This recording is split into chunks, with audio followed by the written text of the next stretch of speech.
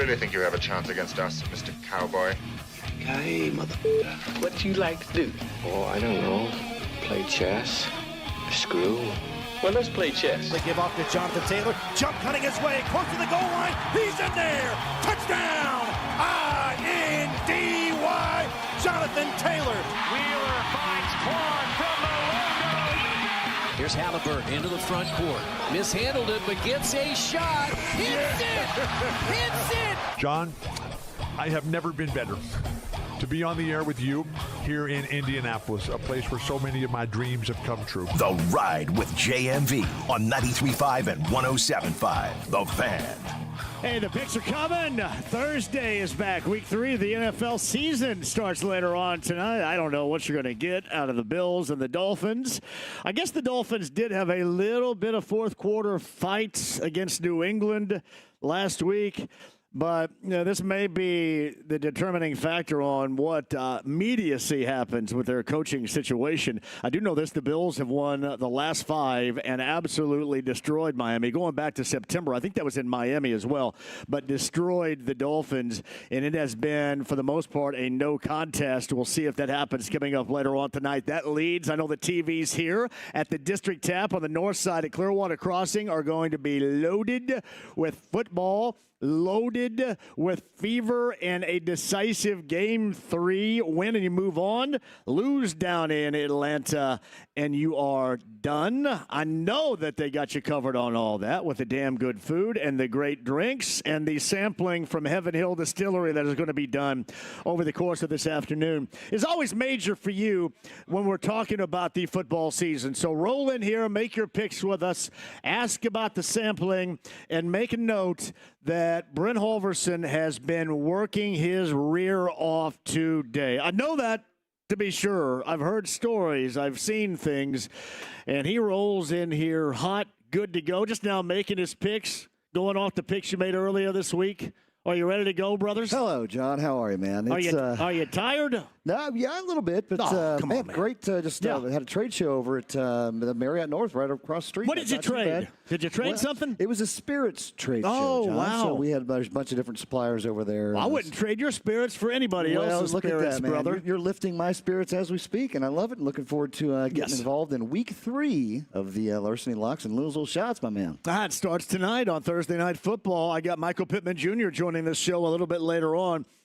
Joe Rexroad covers for The Athletic, the Titans. He's going to pop in here coming up at the bottom of this hour, too. And Mike Chappell had a sickness last week. He was as why can't I even think of the band right now? Hey, James, you're into that, right? Down with the sickness. Disturbed.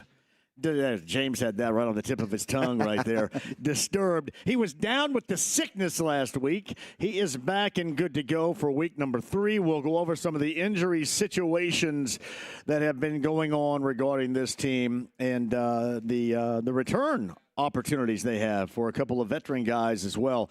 When Mike joins us coming up in the 5 o'clock hour, I should mention this too because I don't want you guys going anywhere, but I did want to give a shout out because they are the sponsors of the AAA Membership Lounge. That is AAA, where you can watch right now. You can see me right up against this awesome-looking wood.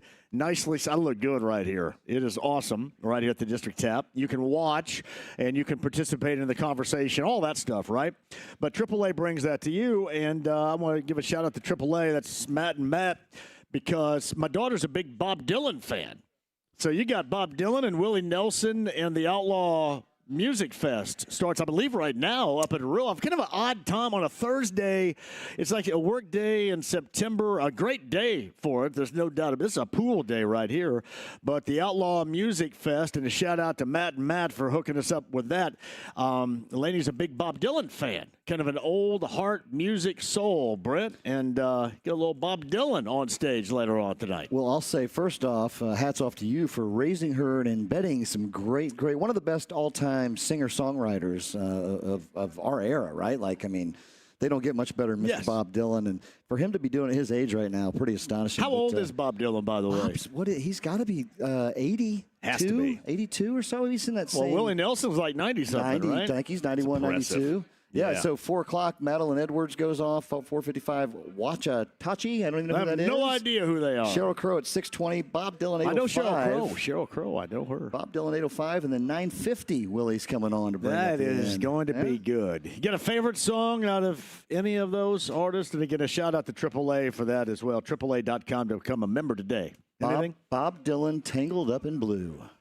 And this is just because of Dazed and Confused, and when they walk into the Emporium with Hurricane playing in the background, with Matthew McConaughey kind of strutting in with that Nugent shirt on, and Hurricane's playing in the background, I think that's where I go, with Hurricane, with Dylan, and really anything across the board with Willie Nelson is going to be good. I was going to say both those guys right there. There's so many you could dig into, right, that are so good. But, when you say a favorite, I mean, that's kind of where I go. All right, we got a favorite. We got a favorite with the Colts on the road coming up on Sunday in Tennessee against the Titans. I think, how impressive, real quick. What a week 2 of football from those. There's 4 games that turned on a dime in the last literal seconds, right? I mean, that Colts game, they got beat. Hold on. They got a penalty. Yes. They win the game. I mean, just outstanding. What a comeback. Danny Dimes is looking good. Hey, here's a stat for you, John. The top 2 quarterbacks in the NFL through 2 weeks are New York Giant quarterbacks, one from previous and one from current. How about that? Russell Wilson and Danny Dimes. Top 2 quarterbacks in the NFL right now. And again, what a absolute comeback. What a win last week. And then, that the Cowboys-Giants game, didn't think that was going to be a good game. That turned out to be a crazy good game. I mean, there were several, even that Arizona, which, I'd pretty much counted that in the win column. Look up after some of those games were done. It's like, it's not over yet. And it came down to the very end on that one as well. Now, I'm kind of curious to get the pulse here of Colts fans, because I'm thinking most Colts fans, I'm not going to suggest they believe this is going to be easy, but they probably have a bit in their mind right now that if you're going to start out 3-0, this is an absolute fantastic path to try, which would lead to a great deal of confidence. And I should remind that these two teams have played 4 consecutive one-score games against one another. Now, Colts fans are going to say, yeah, well, so what? Now, Daniel Jones is playing at this high level. This offense is clicking, of which we'll talk to Michael Pittman Jr. I think around 4:30 today. The Colts wide receiver will join us. So they're hitting on all these cylinders offensively right now. You want to be playing your best at the end of the year, but it has been a long darn time since this team has played at this level to start a season. And I think that this is going to be, to me, a really good indicator about whether what they've done in the first 2 weeks at home is something they can sustain. They certainly should, in my opinion, but can they? And then get set for, maybe a Week 4 matchup in Southern California with a Rams team that I think everybody believes is much better coming out of the NFC.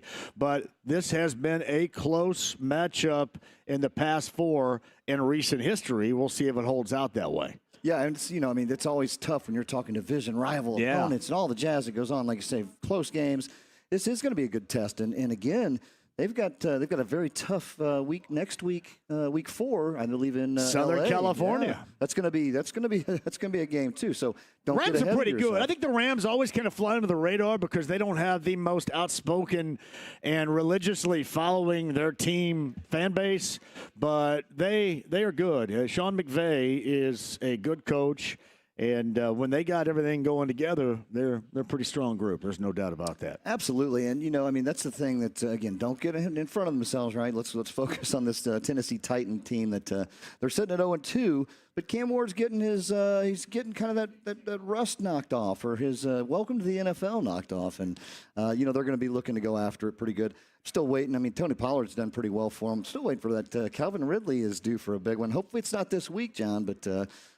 Cam Ward, I think he, again, kind of young and growing into this, so we can't take that lightly. And I think the Colts, like you said, building that momentum. You want some spinning heads. Yes. If you're Lou Anarumo, that's what you're going to set out to do. And there wasn't a lot of head spinning last week offensively for the Broncos. There was a great deal of cross your fingers and hope this works out okay, because we almost, if we're the Colts here, almost hosed ourselves in that game. But you look at it as defensively, Brent, it wasn't the same as it was in Week 1. You didn't have that same feel good about, oh, wow, this is refreshing.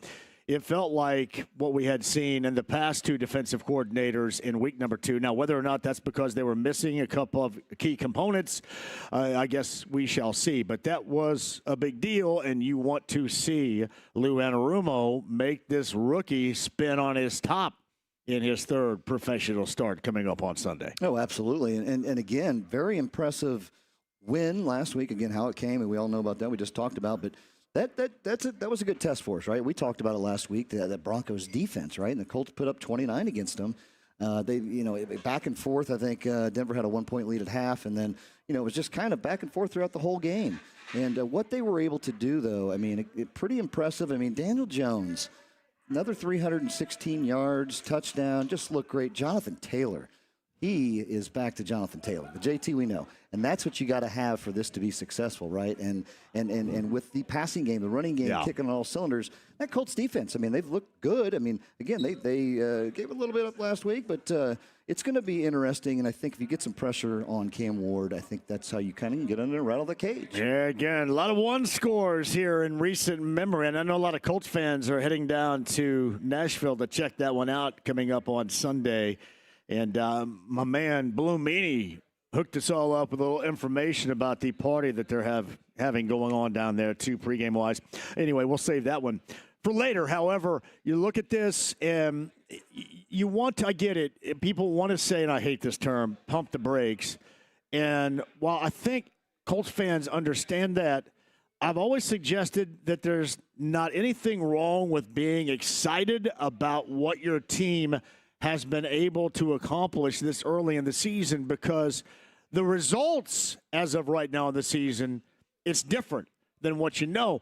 And you also see a team that looks different. You're excited about the quarterback and the offense at a high level for the first time in a while, and I don't think that there's any reason to squash that. So we'll see what happens. If you're excited about it, be excited about it.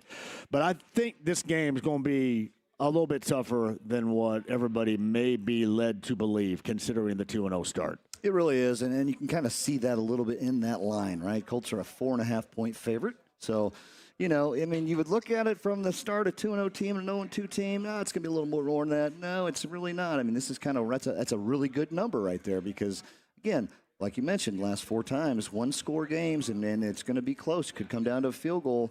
Got to watch where that's going a little bit. Work the turnovers. This is one of those to where you have Lou Anarumo here, and I talked about how you want to make the rookie quarterback be spinning a great deal in decision-making. This is one where you want to be able to live off of turnovers. Regardless, you want your offense to continue to do what it's been doing, but you would really like to see your defense confuse the Titans and their rookie quarterback into committing turnovers, to where that is going to be the biggest part of the game. If we're talking about this on Monday morning, that is going to be the biggest part of the game, to me, is what the defense can dictate terms-wise to the rookie quarterback and the Titans, and that is about turning the football over. Absolutely, and you've got to get in there, get to him often, and make him make those quick decisions to throw that ball out there and then go after and get it, give him a couple big hits, give him a little scare, and that's going to set the tone of the game. What's up, Brent Holverson right there of Heaven Hill Distillery. We got to give a shout-out to our good friend Rick Venturi, who's listening to us right now. Hello, Rick. We love Rick Venturi of the Colts Radio Network, and he'll join us coming up on Sunday on the Colts pregame huddle that begins at 10 a.m. right here on 93.5 and 107.5 The Fan. Anything else stand out to you? We mentioned the Dolphins and the Bills coming up later on tonight. That starts week number 3. And you look around. I know you're a big Packer fan. You got to be happy in that. It looks like Micah Parsons is off the injury report. He should be good to go. You have other quarterbacks, one in Brock Purdy, that could be making his return. We shall see with that. Jaden Daniels of Washington. We saw what he did or didn't do last week with the Commanders against your Packers. He looks like he is in line to start. Nothing solidified, but a lot for the fantasy players out there. A lot of name guys that you drafted that have been questionable throughout the week and remain that way at least until we head into the weekend, Brett. A lot of injuries, especially at that quarterback position. I mean, we talk him, Joe Burrow, right? He's out for pretty much the remaining of the fantasy season. And, Browning looked great coming in. And I got some stats we'll share when we talk about that game coming up. But pretty astonishing what Browning did last year, kind of way he came in last week. even though he threw 3 picks, he also won't let him to a victory. So, he's not. This isn't a first shot there, but again, and his girlfriend knows how to dress really well too. She really That's does. also a plus. Getting some activity out there now. Now, I know you were expecting this, Brent. You get Jake Browning and Carson Wentz. Zionsville, Indiana's Carson Wentz. That's the quarterback matchup with the Bengals and the Vikings. Not really what we Nothing pictured. gives you week 3 excitement quite like that. Here's my prediction. I bet you coming off of this game, and really the bar's not set that high, but I bet you the Viking fans will be happy that Wentz is in there just because of what they've seen. All but one quarter. That was the 4th against the Bears in week number 1, what they've seen from J.J. McCarthy. You watch the pulse of those Viking fans after this. Because, listen, it's been years later, but, I mean, Wentz was good here. Wentz was good here. And then, obviously, the late Jim Irsay, after that Jacksonville game to end that particular season, barely let him on the flight home, and that was that. But I would think that the Vikings fans, at least for one weekend, may be happy that Wentz is under center. Maybe Justin Jefferson will be happy that Wentz is under center, the veteran. We'll see. Yeah, you could even see during the game a little frustration starting to come out. He wants the ball. He's a playmaker, and it just wasn't happening. I mean, they got trounced 22-6. I mean, it wasn't even pretty. But, I think it's going to be interesting. Who would have thought we'd be looking at these 2 quarterbacks in this upcoming battle? And the Vikings they're sitting at a 3-point favorite since they're at home. So it's basically, the odds makers are really kind of saying they're a 6-point favorite, right? Because if you're at home, you're usually a 3-point buffer right there. So pretty interesting number there. I'm interested to hear what your thoughts on that when we break that down. We're going to break it down and break it down like crazy coming up here, too. That's Brent Holverson. I'm JMV, the District Tap. We're on the north side. Brent, we know this to be true. Damn good food. TVs absolutely everywhere. Fever coming up here later on tonight. Fever and the Dream for the right to move on to the WNBA postseason. 7:30 tonight. I mean, 7:15 for Eddie Garrison with the pregame show right here on 93.5 and 107.5 The Fan, but a perfect place to do some multitasking. You're watching the Fever game with the Dream, and then you're watching the Thursday night football game. That's why you come to the great place known as the District Tap on the north side. Absolutely right. The TV packages, you've got a spot to see a TV anywhere you sit in here, and I love the big screen right up there, right? They can double split it. They can quad split it. They've got all kinds of action up there, so a great place. Like you mentioned, great food, great drinks. Come on out and join us. We've got some great samples from Heaven Hill brands. I'm ready for my samples right here. I rolled in hot. I'm 18 minutes deep, but no sample going on. Well, we're going to change that here in the commercial break. We'll get things lined up, ready to rock and roll. Yeah, going to change my image here in this first 20-minute segment if you're not careful. That's right. I don't want my image changed whatsoever. That's Brent. I'm John. Joe Rexroad going to join us coming up at the bottom of the hour from The Athletic. So a little bit more behind that Titans curtain, because the one thing about it, you just simply put don't know a great deal. And I know that a lot of you watched them in week number 1, and they were not impressive. And I'm not trying to compare with what Ward has looked like so far and Anthony Richardson. The only thing I will say is Ward, like Richardson when he was in the game here, will give you an eye-popping play, not with the same means, the same approach, or the same athleticism, but he'll give you an eye-popping play, and then he'll give you, much like Richardson, if not more with Richardson, about 6 or 7 plays you would rather forget. That has been, through the first 2 weeks of the season, his MO, and that's why it's important for Lou Anarumo and this Colts defense to be able to tighten things up, confuse the quarterback, and work themselves out with some turnover, opportunistic type of football coming up defensively down there on Sunday. We'll talk more about that with Joe coming up at the bottom of the hour. I'd mentioned our Larceny Bourbon Locks and Luna Azul Tequila Shots. Week 3, Brent happens at 4 o'clock. And Dan's going to join us, I believe. I've heard that Michael is not here. I've heard that as well. Dan is going to join us. Dan is going to come over here and make some picks. He said he introduced himself. I've met him before, but he reintroduced himself a little bit earlier. He's going to make the picks. I think Michael's got some other stuff going on. We love our guy Michael, but Dan is going to make those Week 3 picks. Looking forward to it. We'll talk some good District Tap news, what's going on here, what's going on downtown, and then we'll also get some great picks from our friend Dan. Look, absolutely. Are these doctors? Well, we're safe. We're in good hands now. Doctor. I'm going to play Thompson Twins and Doctor. Can't you see I'm burning? A little Motley Crue Dr. Feelgood. Dr. Feel. Well, yeah. I don't know if they want to be tagged with the Dr. Feelgood right there reference, but that's all good. It'd make us feel good. Right. Hey, by the way, you were just right down the road here. What were you doing? So Southern Glazers Wine and Spirits has a trade show over there. So there's a bunch of suppliers over there. We have booths set up. There was a big customer. I saw a picture of your booth, the Heaven Hill booth. Oh, yeah. Well, how'd you see that? I see stuff. You got eyes everywhere. I've got eyes everywhere. It looked good. We started setting up about 8 o'clock this morning, and then had a great day of being able to talk some brands, showcase some stuff, and again, a lot of great people out there, a lot of good accounts, both on-premise, off-premise coming by. And then we've got, again, tomorrow, we're doing we get their big GSM sales meeting there for the holiday season. So we'll be doing the same thing for all of Southern Glazers over there tomorrow. Oh, we're going to eggnog that bad boy up this holiday season. I tell you what, my friend, that's one of the items we were sampling over there was the Evan Williams chocolate peppermint eggnog. I have heard about that. Good. You haven't had that yet? I have not had it. I'm gonna have you a sample coming up. That sounds like that needs to be a part of a coffee drink in the morning, right there, doesn't it? Hey, it's a good way grab me by the boo-boo early on, man.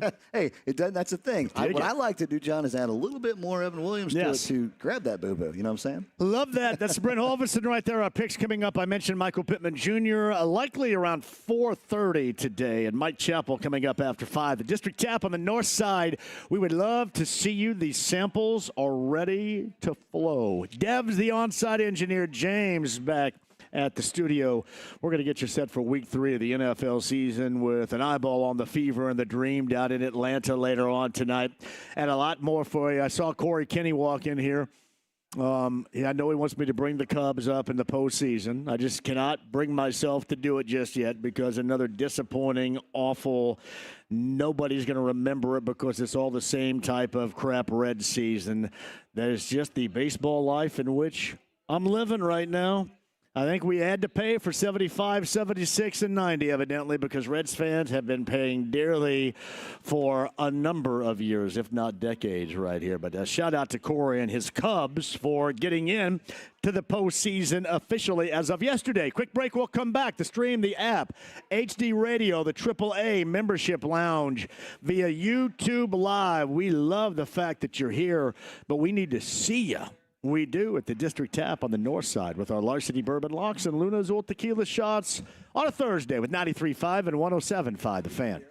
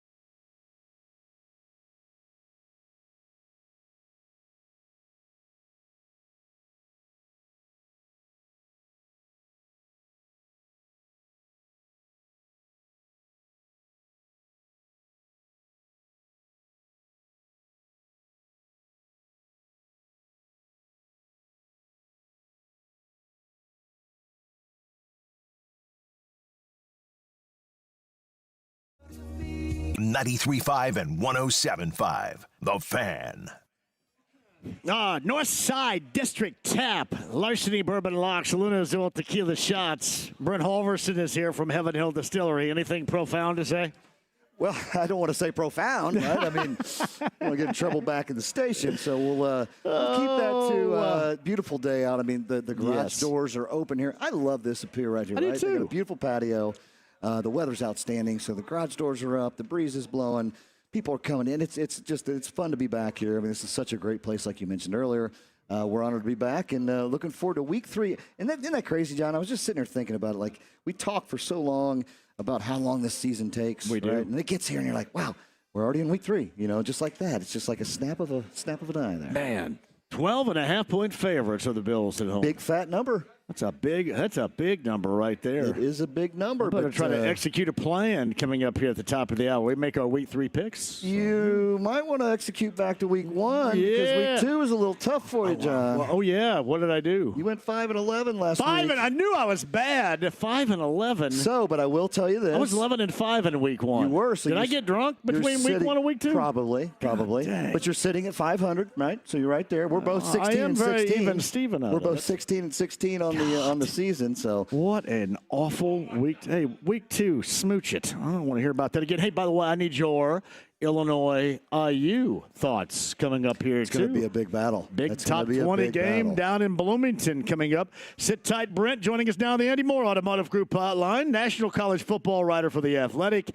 Also a host with Robbie and Rexroad on ESPN at 102.5 The Game in Nashville. Joe Rexroad joins us. Hey, before we get into week 3 in Nashville with the Titans and the Colts, you got any Big Ten thoughts? I know you probably sit on top of the SEC all the time down in Nashville. But any Big Ten thoughts on the Fighting Illini and the Hoosiers Saturday night, Joe? Well, I mean, my thought is, my goodness, this is the first time I can remember Indiana, Illinois having this kind of buzz. And, it's like, it's pretty amazing. Obviously, Indiana, what they did last year, and Illinois. I can't wait for the game, I like Indiana at home. I just think Mendoza's looked really good. It's hard to tell based on the opposition so far, but I also thought Illinois really, that Duke game's a little bit deceiving. They were kind of getting beat up front a lot. And again, they had some big turnovers, big plays. I think Indiana's better. So Joe Rexroad joins us. You'll make a lot of Hoosier fans happy with that particular statement right there. Have you grown to expect anything in the early time of the rookie Cam Ward under center, or is the expectation simply put, you don't know what to expect so far? Well, I think with him, and this was all the talk in the offseason, and it's already, I think, maybe bearing out worse than people feared, which is, are they going to give him a chance to show that he's any good? If you look at all the underlying numbers on offensive line play, the Titans are the worst in the league, and they have been. They've been the worst in the league, and some people made excuses for Will Levis last year, which I think held water for a while, and then you kind of, at a certain point, it's like, okay, but that doesn't mean you have to make this play, that play, trying to do some of these ridiculous plays that he made, and, just not consistently throwing the ball away, and sometimes running himself into sacks. With Cam Ward, it's just, the Broncos and Rams are very good pass rushing teams too, so that's worth keeping in mind. But 11 sacks in 2 weeks, again, it's just the worst numbers by far in the league. He has, I think, looked good. All the numbers are bad. If you just looked at Cam Ward, looked at EPA, and looked at all the whatever you want to look at, you'd be like, oh, this guy's terrible. I think he's played pretty well.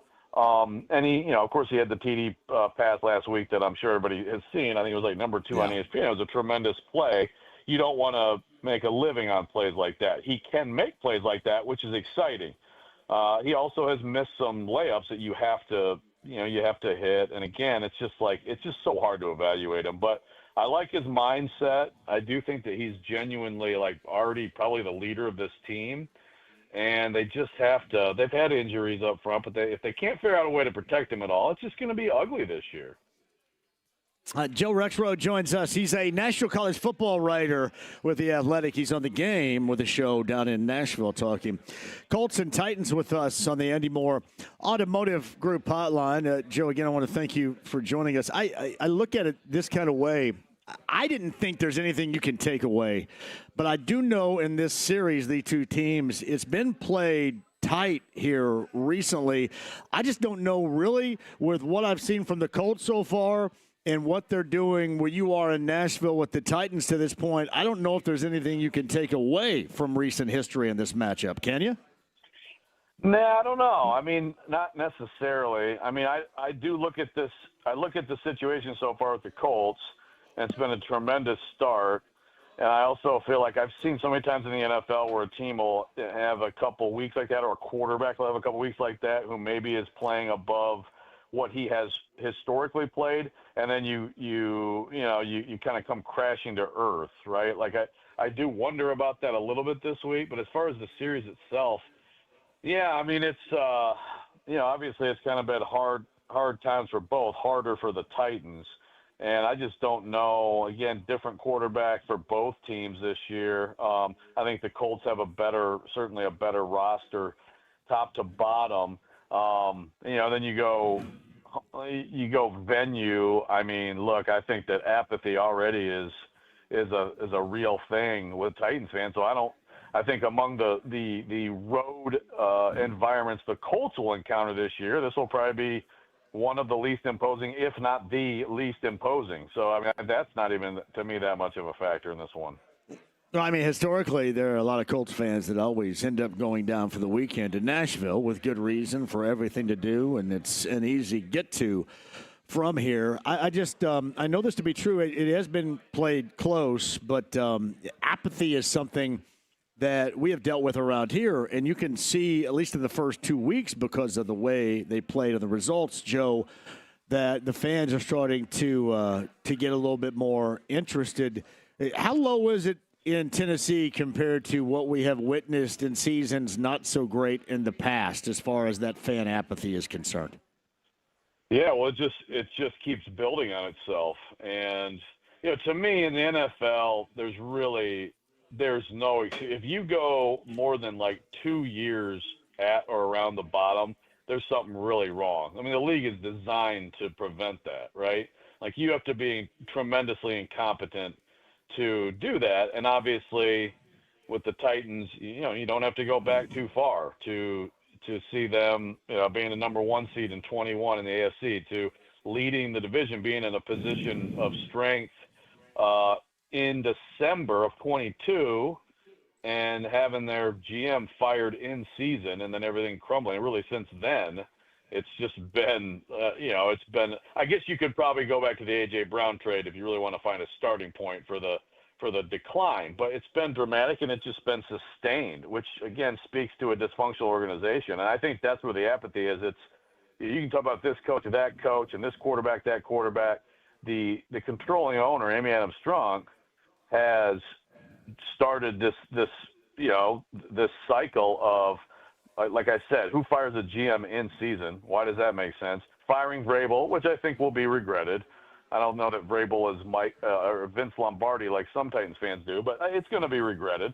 Then you hire Rand Carthon, fire Rand Carthon. You switch up the front office again and again. Now everybody's talking about, is Brian Callahan going to make it through the year? And so the apathy stems from, does this owner have a clue about what she's doing? And the last few years have not spoken kindly of that question.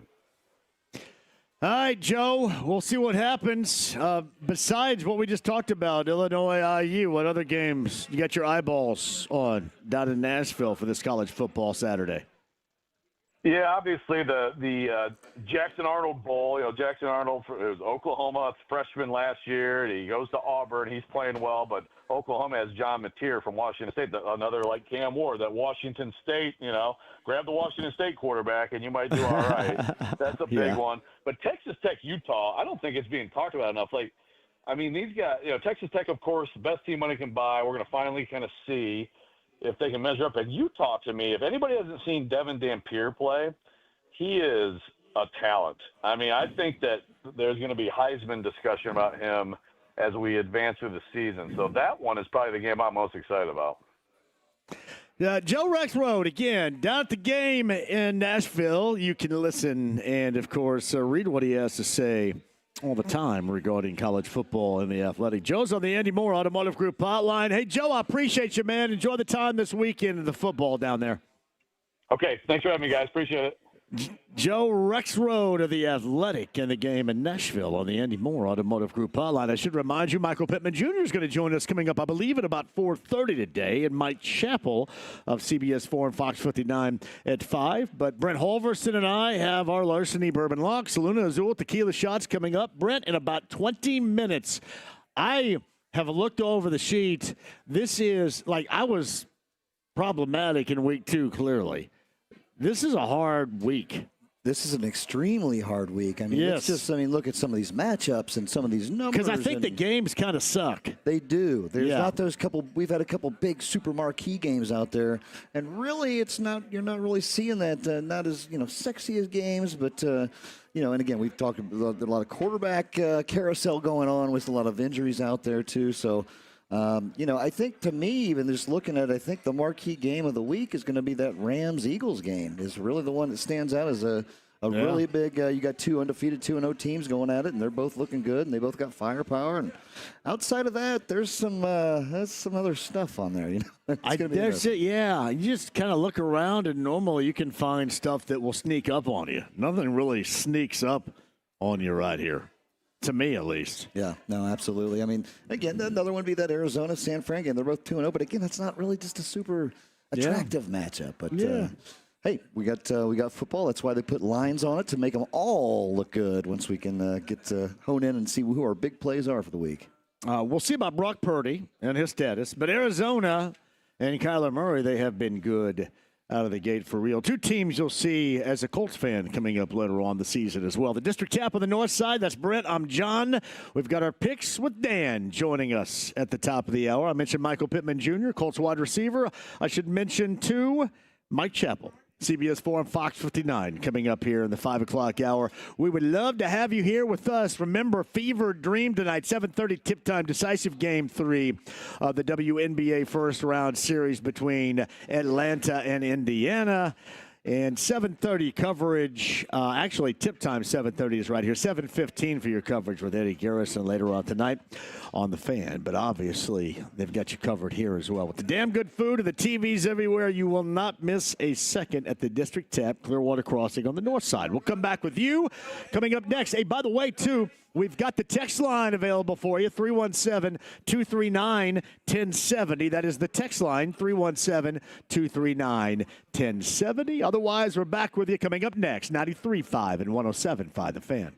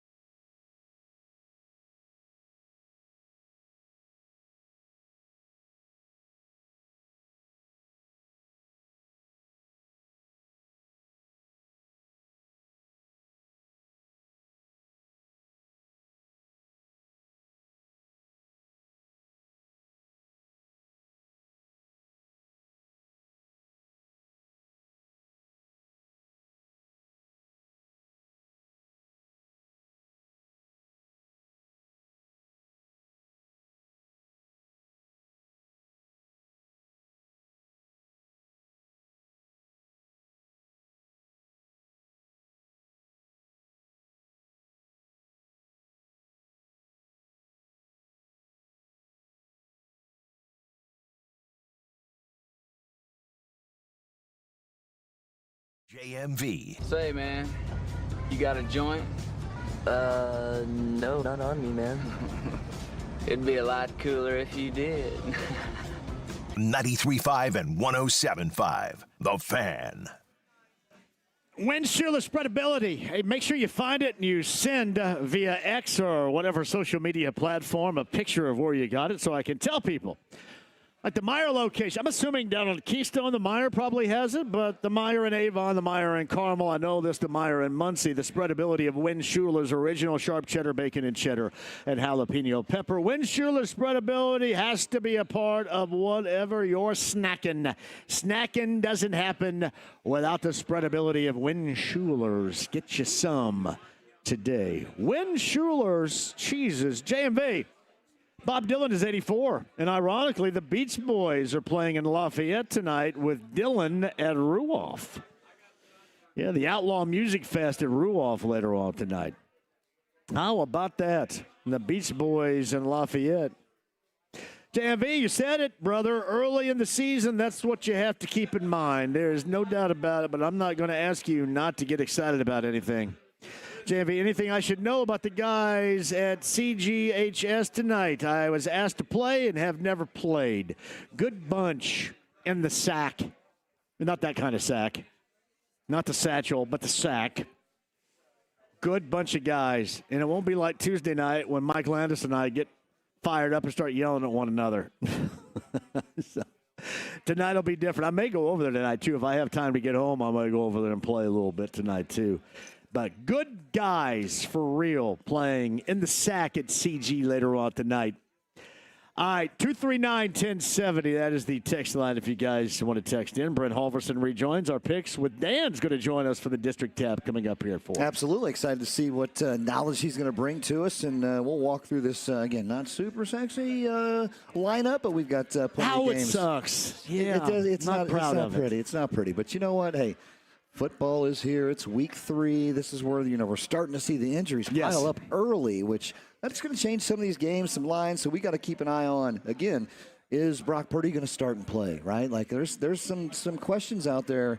I mean, it's going to be interesting. So keep an eye on that injury ticker to see who's going to be playing and who's going to be subbing in. You think about that, too, and just paying attention. And I know that there are a lot of high school people out there that follow your favorite team, your favorite high school, that know this to be true.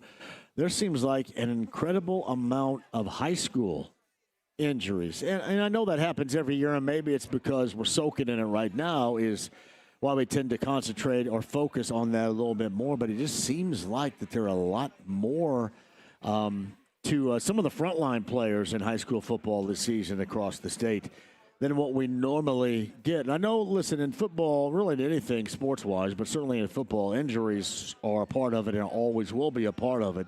Just seems a bit out of the ordinary this season, more than others. Yeah, it's it's whoever knows, right? That's why they play the games and see what happens. But I do love this time of year, though, right? Like, me too. The weather's perfect. Yes. I mean, a lot of good things going on out there. And you like the heat? Poolside. Listen, this is still like poolside weather right here. Oh, it really is. I mean, mid-80s, but we got a nice breeze. That's the thing. We're bringing down that heat level. It's still a good pool time to sneak in a couple weeks left of that. Get it going. I don't know if I ever asked, how was your pool party right after the weekend? Oh, man, let me tell you how it was. Yeah. And Paradise Day Watson is always a good time, and most notably because I can go over there and just cut loose and just stumble back across the road and go to my house. Look at that. It's a beautiful thing right there. I have missed it because we haven't done it. The cold nights, if you don't have a pool heater, that's what affects the pool temp, would be the chill of the evenings. But it'll warm up on a day like today easily. I know a lot of people, especially those, that's the reason why you have a pool heater, because you can sustain your pool season basically into October. I've always said this. I think September is the best month of weather. And I love the summer more certainly than September. But you get days like today, and you also get the chill of the night where you can, be out by the fire pit, and it's very fall-like. You've been a combination of, I think, what Hoosiers love the most out of weather. summer and fall in September, unlike any other month. September is also my favorite, John, because it starts football season. It starts, everything's going on. You've got beautiful weather. It's like you said, everything you just mentioned. Yes. It's right there. In Indiana, who knows? It's moving into October even now, because you look back, even November last year, we had some beautiful 60, 70-degree days, which was odd. So we'll see how this year repeats. You ready to do our picks coming up next? I could not be more ready, my friend. Larceny Bourbon Locks and Luna Azul Tequila Shots. Dan from the District Tap is going to join us. We've got damn good food. We've got TVs everywhere. The Fever, decisive Game 3 with the Dream later on tonight. All over the place. And the start of Thursday Night Football in week number 3 has the Dolphins on the road at the Bills. We'll pick that one and the rest of week number 3, as you can watch that here as well later on tonight. The District Tap Clearwater Crossing. Our picks are coming up. Michael Pittman Jr. on the way, and Mike Chappell of CBS 4 and Fox 59. Do not go anywhere. The stream, the app, it's HD Radio, the AAA Membership Lounge via YouTube Live at 93.5 and 107.5 The Fan.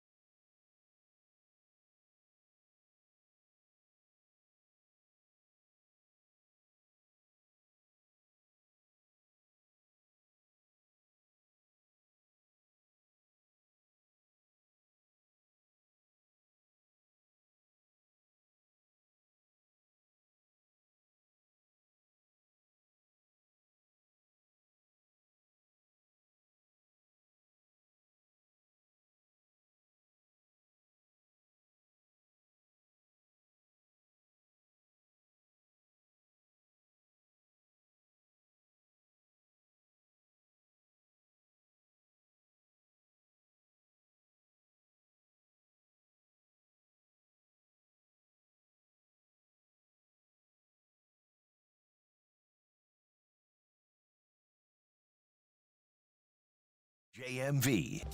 It's called Sex Panther by Odeon. It's illegal in 9 countries. It's quite pungent. It stings the nostrils. 93.5 and 107.5. The Fan. District Tap, North Side. I got to thank everybody for joining us. I see my man Brandon is here. I see Jay on the North Side. Paul Montgomery's in the house right here. Fever decisive game 3 against Atlanta tonight. 7:30 tip time, 7:15 here on The Fan. TVs everywhere. We'll have it on here along with Thursday Night Football for you. Tomorrow's show is going to be at Twin Peaks in Castleton. That's a Bud Light Blue Friday where we have, I think, Raiders Colts tickets to give away tomorrow. So hustle out and be a part of it. Now, before we make our picks, I should tell you this. Practice-wise today, Leatu was back, so that's good. It looks like that Shavarius Ward is in line to be good to go. Josh Downs was back. Of course, Josh Downs, the wide receiver. He had an ankle injury, but he was back at practice today. However, Tyler Warren, the rookie tight end, was limited in his participation. Just so you know, that is the Colts as they prepare for Week 3 down in Nashville against the Titans of Tennessee coming up on Sunday. 10 a.m., Colts pregame huddle with me and Bill Brooks and Casey Valier in studio, and Rick Venturi joins us as well coming up on Sunday morning. That is the lead up to Week 3 and the Titans and the Colts. All right, the District Tap I mentioned on the north side, still plenty of time for you to join us for the incredible samples we have flowing here. Brent Halverson is back with us after an incredibly busy day, and it remains busy here in the 4 o'clock hour per usual. Absolutely, and I look forward to this day every week, John, the NFL season, be able to sit down, talk some good old football. Damn right. In an awesome place like the District Tap, and to have our man Dan join us. Dan, appreciate you joining us, my friend. Thanks for having us here today. How's things? Hey, everything's great. Appreciate you guys being here. Love having you out. Absolutely. We got to give a shout out to Michael. Text Michael and tell Michael that we miss him. I will text Michael. I'm a big fan of Michael, man. Yeah, he had a prior engagement he was committed to. Completely understand. Now, a fan of any team in particular? Me, diehard Colts fan. There you go. Yeah, my family's had season tickets since they moved here in '84. I've been lucky to go to tons of games throughout my life, so I bleed blue. You know, it's pretty wild. I remember thinking back, 1984. Yes. Went to the first game. That's when the bleacher seats were still there, right? And there was a lady smoking in the a couple rows behind me. And oh yeah, I was 10 years old or whatever. And old women used to knit.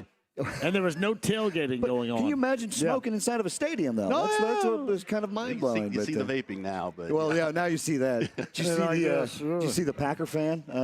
Yes. I bet you there was more in that vape than just the average vape. Like he was pulling that one pretty good. So he was a big stack dude, too. He was. I mean, he lifts a little bit, so he's giving himself kind of probably a feel-good moment. Absolutely. After all that hard work right Absolutely. there. Packers are on the list later on this week, and they've had a tremendous start for sure. They have, and I'm pretty excited to see Micah Parsons getting kind of going to open him up now, let him get out there and play, let him do his thing. You know, he's kind of told the coaches, he's like, I'm frustrated, I just want to get out and play, even though he's kind of been hindering that little back. But he's going to be out in full force, and I think that's going to cause some havoc. Once you get him out there, that not only when he gets to the quarterback, but you got to know he's there. So your mind is, you got to get it out quicker. And that's what he creates. That's what he brings to that team.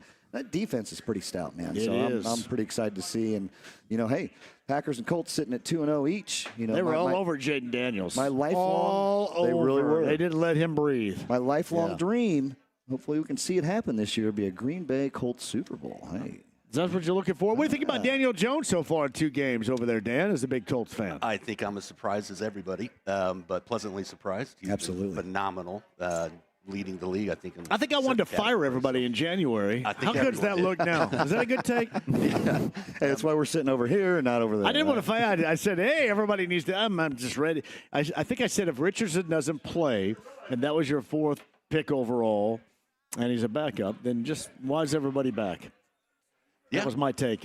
It doesn't look really good right now.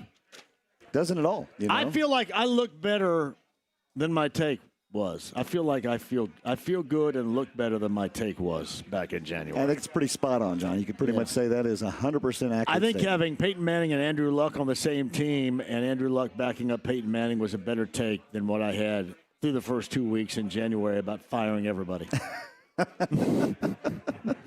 Well, hey, that's why, that's why I get paid the big bucks. That's right, man. That is right. All right, you guys want to get started? You ready, Dan? Yeah, let's do it. Absolutely. Brent, you ready? Hey, I couldn't be more ready, my James, can you cue the band for us? Week 3, Large City Bourbon Locks, Luno's to give us shots.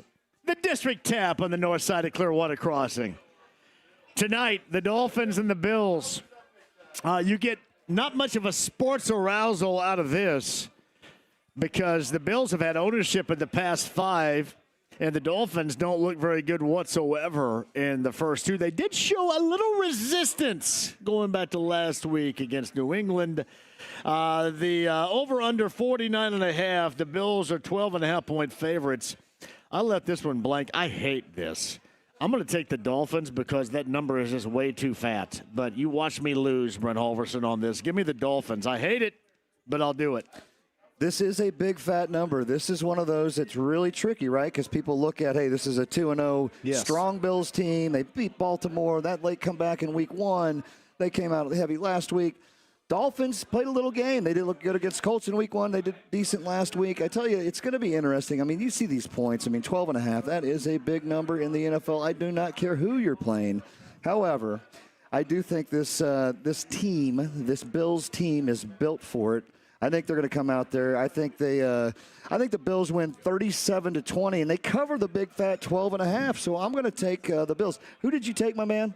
I took the Dolphins. You took the Dolphins. All right. I got to write that down. Famous last words. This idiot that went 5-11 in week 2. I'm down on myself right now. I got to pick myself up a little bit. Hey, you're 50% on the season, and we say you got to be week 50. 2's in my head a little bit, Dan. Hey, let's shake it. What do you got? I got the Bills. I get it's a division game. I know it's a big number. Sure looks like Vegas wants you to take the Bills, but, man, I think if I find an alt line, I'd take it. Bills going to hammer them, win by 20. I think so, too, man. Yeah. I think so, too. Week 3 picks. How about the Falcons and the Panthers coming up this weekend as well? Atlanta, 5.5-point favorites.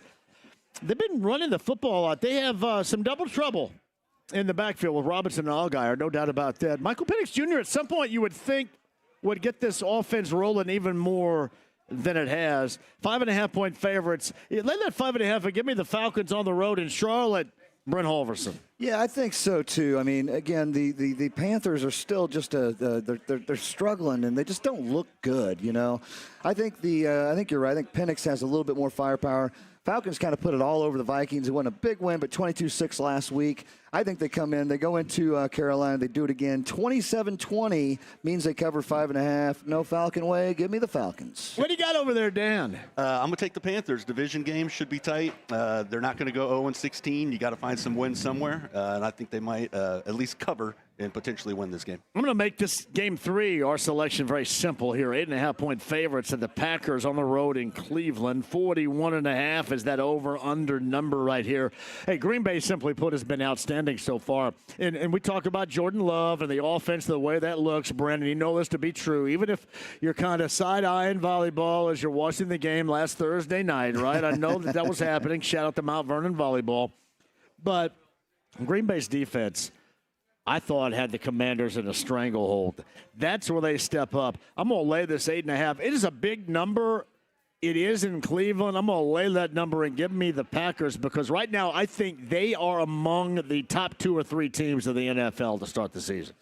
They really look good. And again, with Micah Parsons having him a nice 11-day rest, right? You know, you had that early game last week on a 5-day rest week.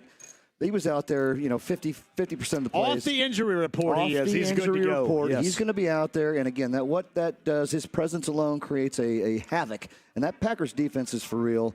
Jordan Love looks great. I mean, they're really operating on all cylinders, minus losing Jaden Reed. I mean, receiving is going to be the biggest thing right there. He's my wide receiver on my fantasy team, too. Hey, get Romeo Dobbs or Dontavian Wicks right there, my friend. He's going to be a nice little fill-in. But how about Tucker Kraft? How about coming Tucker out Kraft? for $130 last week in a tight end action. I love it. Jordan Love looks for him, by the way, too. looks for him. Yeah, he does. Absolutely does. So this game right here, and again, I think Packers get in there and handle it pretty good. I did see some stats, though. Big home dogs, at least the TD, first 9 weeks of the season, are 21-0-2 against the spread. Our good friend Matt Schleter had sent me a little note on that, as he's also a Packer fan as well. I'm going to go against the trend. We're going to be that first team to come in there. Green Bay, 27-13. They win by 14, means they cover 8.5. Go, Pack, go. What are you thinking over there, Dan? Packers look good until they show me otherwise. I don't think I'm going to go against them, especially against the Cleveland Browns. Give me the Pack, 8.5. Yeah, I love it. Larceny Bourbon Locks, Lunas, will tequila shots week 3. Texans, this has not been good so far. 0-3. Maybe starting. C.J. Stroud, did he peak during his rookie season? We were all excited. I was, for one. Has not looked the same. They are a much different team personnel-wise as well, and their defense is getting absolutely tattooed right now. I have a small belief in Liam Cohen and how this offense in Jacksonville is going to progress. I will say this. I don't think that the Texans are dealing with what they dealt with on Monday night with Baker Mayfield. Trevor Lawrence is not at that level. However, I look at it, for the Colts fans out there, you should be thrilled with this. 1.5, that's the favorite at home with the Jaguars. Lay that number and give me Jacksonville. This is going to be a massively disappointing start for the Texans and good for the Colts fans. Brent? I think this game right here, this tells you a lot right there. Jacksonville's a 1.5-point favorite at home. Both of those games, those teams in games last week were right down to the finish, right? So this is going to be one of those battles. It's going to be tough to think Houston could go 0-3. I think it does happen here. I think this is a field goal game. I think Jacksonville pulls it out 23-20. I'll lay the 1.5. Take the Jags with it, John. What are you talking over there, my brother? Jacksonville's looked pretty good. They had a close game. They could be 2-0 right now. If I've read correctly, I don't think the Texans have won since 2017. Jacksonville, I don't see that changing this year. I'll take the Jags. Jags as well. All right. Mentioned this a little bit earlier. Larceny Bourbon Locks and Luna's will tequila shots. Who would have thought this, right? We thought it was going to be J.J. McCarthy versus Joe Burrow. Instead, it's going to be Jake Browning versus Carson Wentz. Vikings are 3-point favorites at home. That over-under is 42.5 with the Bengals and the Vikings coming up on Sunday. Lay that 3. As I mentioned a little bit earlier, I just got a feeling that Vikings fans will, in the short term, be more excited about Wentz than they will about McCarthy. I guess that's with good reason. He's had one good quarter of play so far, but I think they're going to be more satisfied with Wentz. So give me the Vikings, lay the number coming up this weekend, Britt. This is going to be an interesting game. Like we talked earlier, Vikings a 3-point spread. This would be a much different game if we're looking at the McCarthy and Burrow output, right? But that's not what we're looking at here. Bengals are 2-0. They were led back by Mr. Browning, Jake Browning. And in 17 game starts for the Bengals, Browning has a 71.5% completion, 4,500 yards, 27 touchdowns, 8 interceptions. I like that stat. That's a hell of a stat right there. I think they're going to be fine. You have two of the top receivers in the NFL, Jamar Chase, T. Higgins. I think the Bengals are going to sneak in there. I don't know that they win the game, but I think they cover. I think it's a pretty close game. I'm going to say Vikings 26 to win the game for Tommy Sutton. Bengals 24. That means the +3 covers. Give me the Cincinnati Bengals +3. What do you got over there, Dan? I think the same thing. Give me the Bengals +3. I just have zero faith in Carson Wentz. Bengals still have a lot of skill, a lot of talent at their skill position. Absolutely. So that's what I'm taking. All right. Foxborough, the Patriots at home versus the Steelers. Man, the Steelers defensively, you talk about last week, the inefficiency and really the bad overall game by Aaron Rodgers, the venerable quarterback, but the Steelers' defense is unrecognizable right now. I think that continues. I think the Pats are going to put up some numbers with Drake May this weekend.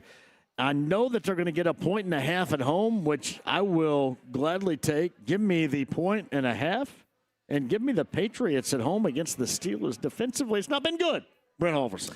Yeah, it hasn't. I think the talent level lies a little bit more on the Pittsburgh Steelers side. And I think you're right. That defense hasn't really stood out like what they should look like. Patriots did come away with a win last week in Miami. I think it's going to counter a little bit here. I'm going to go ahead and take the Pittsburgh Steelers. 24-19. They cover the 1.5, the Steelers. Dan, what are you talking about over there, my man? It kind of depends on which Rodgers you get. You get week 1 Rodgers or week 2. So that's a big part of it. However, the Patriots at home getting points, that's hard for me to not take, so I'll take the Patriots. Hey, Rams and the Eagles probably, guys, I would believe, is the game of the weekend overall. This is not outside of Colts fans, obviously, loving the Colts down in Nashville against the Titans. I would think that is the game of the weekend. Hey, we should keep in mind, too, that the Colts are on the road in L.A. versus the Rams next weekend. If you remember, though, the Rams came very close to knocking off the Eagles in the postseason, Brent, a year ago. I don't know if there is any play-in to this as well, but Nakua and Adams, I think, will test Philly's secondary, which obviously is gone with a makeover here. Here's what I like. 3.5 points are the favorites at home against the Eagles. I'm going to take that 3.5 and give me the Rams on the road. Brent Holverson. Yeah, this is the game. This is that marquee matchup game that we speak of. We don't see it a lot of this week, but I think this is that game. I think it's going to be a great game. I still think Philadelphia at home is going to be a little bit tough to go in there and get. I think this is going to be a 27-20, 24-20 Philadelphia Eagles. So I'm going to take the Eagles here, John. Lay the 3.5. Give me Philly. I don't mind what you're thinking right there. Hey, Dan, what do you got? You know, this is one of the best games of the week. I never liked West Coast teams coming east. In Philadelphia, that's a tough environment. You know, I'll take the 3.5. I'll take the Eagles. See, I just I'd like the Rams, I guess, a little bit more, especially the way they played the postseason. We shall see. All right, the Jets 0-2 on the season. The Buccaneers 2-0. People like me don't really consider the Buccaneers that much of a threat, and I probably should even more. 7-point favorites at home are the Buccaneers. That over under 43.5. Baker Mayfield continues to get it done. However, I think I'm going to go more for a points angle in this, and I'm a non-believer on the Jets. Do not get me wrong on it, but I'm going to take the points on this and end up going with the Jets on the road. If for nothing else, they're getting 7. But, again, famous last words, as I've already mentioned on the show. Tyrod Taylor? Yeah. Tyrod Taylor, since Fields is officially ruled out. I'll take it, though. I would be with you. That line would be different if Fields was in there. I think Fields is he's kind of found his little mark there, but he's out this week. Tyrod Taylor's in. I mean, the Bucs. I mean, they're 2-0. They look pretty decent. I think Baker's. The Buccaneers, though, they've needed every last second of the game. They in have. The first 2. They have. So, 36 years old, maybe not making a mistake. I'm going to take that 7 here. That's my angle. That's a lot of points. It's a full-on tutty, right? So I'm gonna go against you though. I think this is a Tampa Bay game. I think Tampa Bay comes out. They cover that 7, 30-20. They win by 10. Means they cover. Give me Tampa Bay. What do you got over there, Dan? Oh, man, I don't think I could ever bring myself to take the Jets. They're too bad. I'm going to take the Bucs -7. I look at this too. Raiders and Commanders. So Jaden Daniels likely to play is what they're saying here on this particular Thursday, the quarterback of the Commanders. Very forgettable Thursday night encounter against Green Bay last weekend. Of course, the Raiders also had a forgettable Monday night game against division rival L.A., the Chargers. And Geno Smith, as good as he was in week number 1, was even more awful, I thought, in week number 2. Here's what I'm going to do. 3.5-point favorites with the Commanders. I'm going to guess that Daniels is going to play, lay the 3.5, and give me Washington at home coming up this weekend, Brent. Yeah, definitely a game to watch. Again, we're picking on Thursday. They've got a couple days before they announce who is, if he's in or he's out. I think you're right, though, just kind of seeing this line and what it's doing. I think Daniels will be playing. Geno Smith looked absolutely horrible. The other night. I mean, it was bad. I mean, I was on the Raiders. Now, the Chargers defense, really good. Yes. As good as anybody so far, but he looked awful. Yeah. But you know what I noticed? Like, I was really expecting more out of Ashton Gentry. He just didn't. He's not even playing all full sets, right? Like, he doesn't even get the ball. He doesn't get the ball, and he's an explosive player. Once they kind of get him loose and ready, I think there'll be a different story. I think Geno, he did own up to the game being on him. He was horrible just through interception after interception. So with all that being said, I think the Commanders, especially after getting a nice little whooping by the Green Bay Packers, I think the Commanders come back here, get the W. They're 3.5-point favorite. Give me Washington 31-21 over the Raiders for the cover. Dan, what do you got over there? Since we're picking today, I am going to assume that Marcus Mariota is playing, and I'll take the Raiders to cover 3.5. Larceny Bourbon Locks, Luna Azul Tequila Shots, Week 3. Michael Pittman Jr. of the Colts going to join us at the bottom of the hour. We're doing this live at the District Tap today. Larceny Bourbon Locks, Luna Azul Tequila Shots for Week 3 continues with the Saints and the Seahawks. Hey, don't get me wrong, New Orleans, they're awful. However, first 2 weeks of the season, a couple of one-score games right here. So keep that in mind on the road in Seattle. And man, Seattle's weird, right? I think they should be better. They looked the part last week. 7.5 points, that's a big number. And even though the Saints have played this thing close in the first 2 weeks, I'm going to go ahead and lay that number and give me the Seahawks at home coming up this Sunday in Week 3. Brent. Hey, let's make sure to go back to that Broncos game we skipped over. I will, yeah, don't worry. All right, so this game here, again, Saints are ugly, right? Yes. Seahawks look good. That 7.5 is a little bit too much for me here. I'm going to go against the grain on this one. I'm going to say the Seahawks still win the game. I think the Saints cover. You're giving me 7 and a hook. I'm going to go ahead and take that. Seattle Seahawks win 21-17. That means a 7.5 point dog would cover. Saints plus 7.5 for me. Dan. Spencer Rattler, going into that environment, man. I don't like it. I'm going to take the Seahawks 7.5. Broncos and Chargers, as Brendan mentioned, too. I think L.A., their defense has looked outstanding. 2-0 start, a win on the road in Sao Paulo, Brazil, and then last week in Vegas, their home opener in Southern California at SoFi. We know the story about the Broncos. Probably should have won last weekend, but should have, could have, would have. I just like so far the Chargers and what they're doing. 2.5 point favorites. Along with that defense, give me Harbaugh's team and the nod at home against the Broncos in a division rivalry game. Brent. I think this will be a great game, decided by a field goal. It's going to be one of those games. I like the under, too. It's just, it's 45.5. It seems a little high to me, even though I kind of have this thing at 43. 23-20. Chargers lay the 2.5, cover by a half point. Give me the Chargers. What do you got, Dan? Yeah, division game should be tight. Justin Herbert has looked phenomenal through 2 games. So I will take also a field goal game. I'll take the Chargers 2.5. All right, Cowboys and the Bears have been an absolute disaster. Cowboys have just survived to be even on the season at 1-1. It's funny, 1.5 point favorites on the road of the Cowboys. It's a half point. It's a half point now? I've not seen a half point favorite in a long time. Oh, yeah, I'm sorry. It is a half point. I double-checked it on DraftKings just before we started here. It's still a half-point game, which is It's a half-point game with the 50.5 over-under, which is a little odd, too. It's a big total right there. Could be some fireworks. So, basically, we're just going to pick them here. I'm going to get the Bears to cash in and get their first win of the season in somewhat improbable fashion. Brent. Yeah, man, the Cowboys, I was on them big last week, and, luckily for the money line purposes, they did come back to get that cover. They did not cover the 4.5, which was out there. This game here, though, I can't put it behind the Bears. They just don't look like they're fluid yet. They don't have it going, and for that reason alone, I mean, I know it's going into Chicago. It's going to be tough. I'm going to say the Dallas Cowboys go in 28-24, hit the over on that 50.5 total you speak of, lay the half point. Give me Dallas Cowboys. What do you got over there, Dan?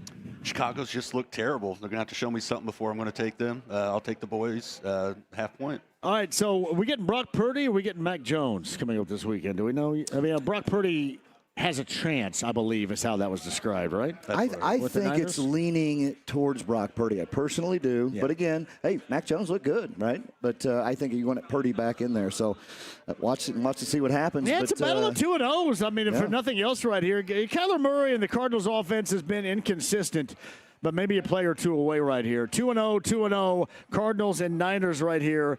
I know the Niners are a 1.5 favorites at home. I'm going to take the Cardinals. I've ridden the Cardinals so far this season. It's worked out for me. Give me the Cardinals again coming up this weekend. Brent? Yeah, again, I've been kind of surprised on how the 49ers do look a lot better, even with Mac Jones back there.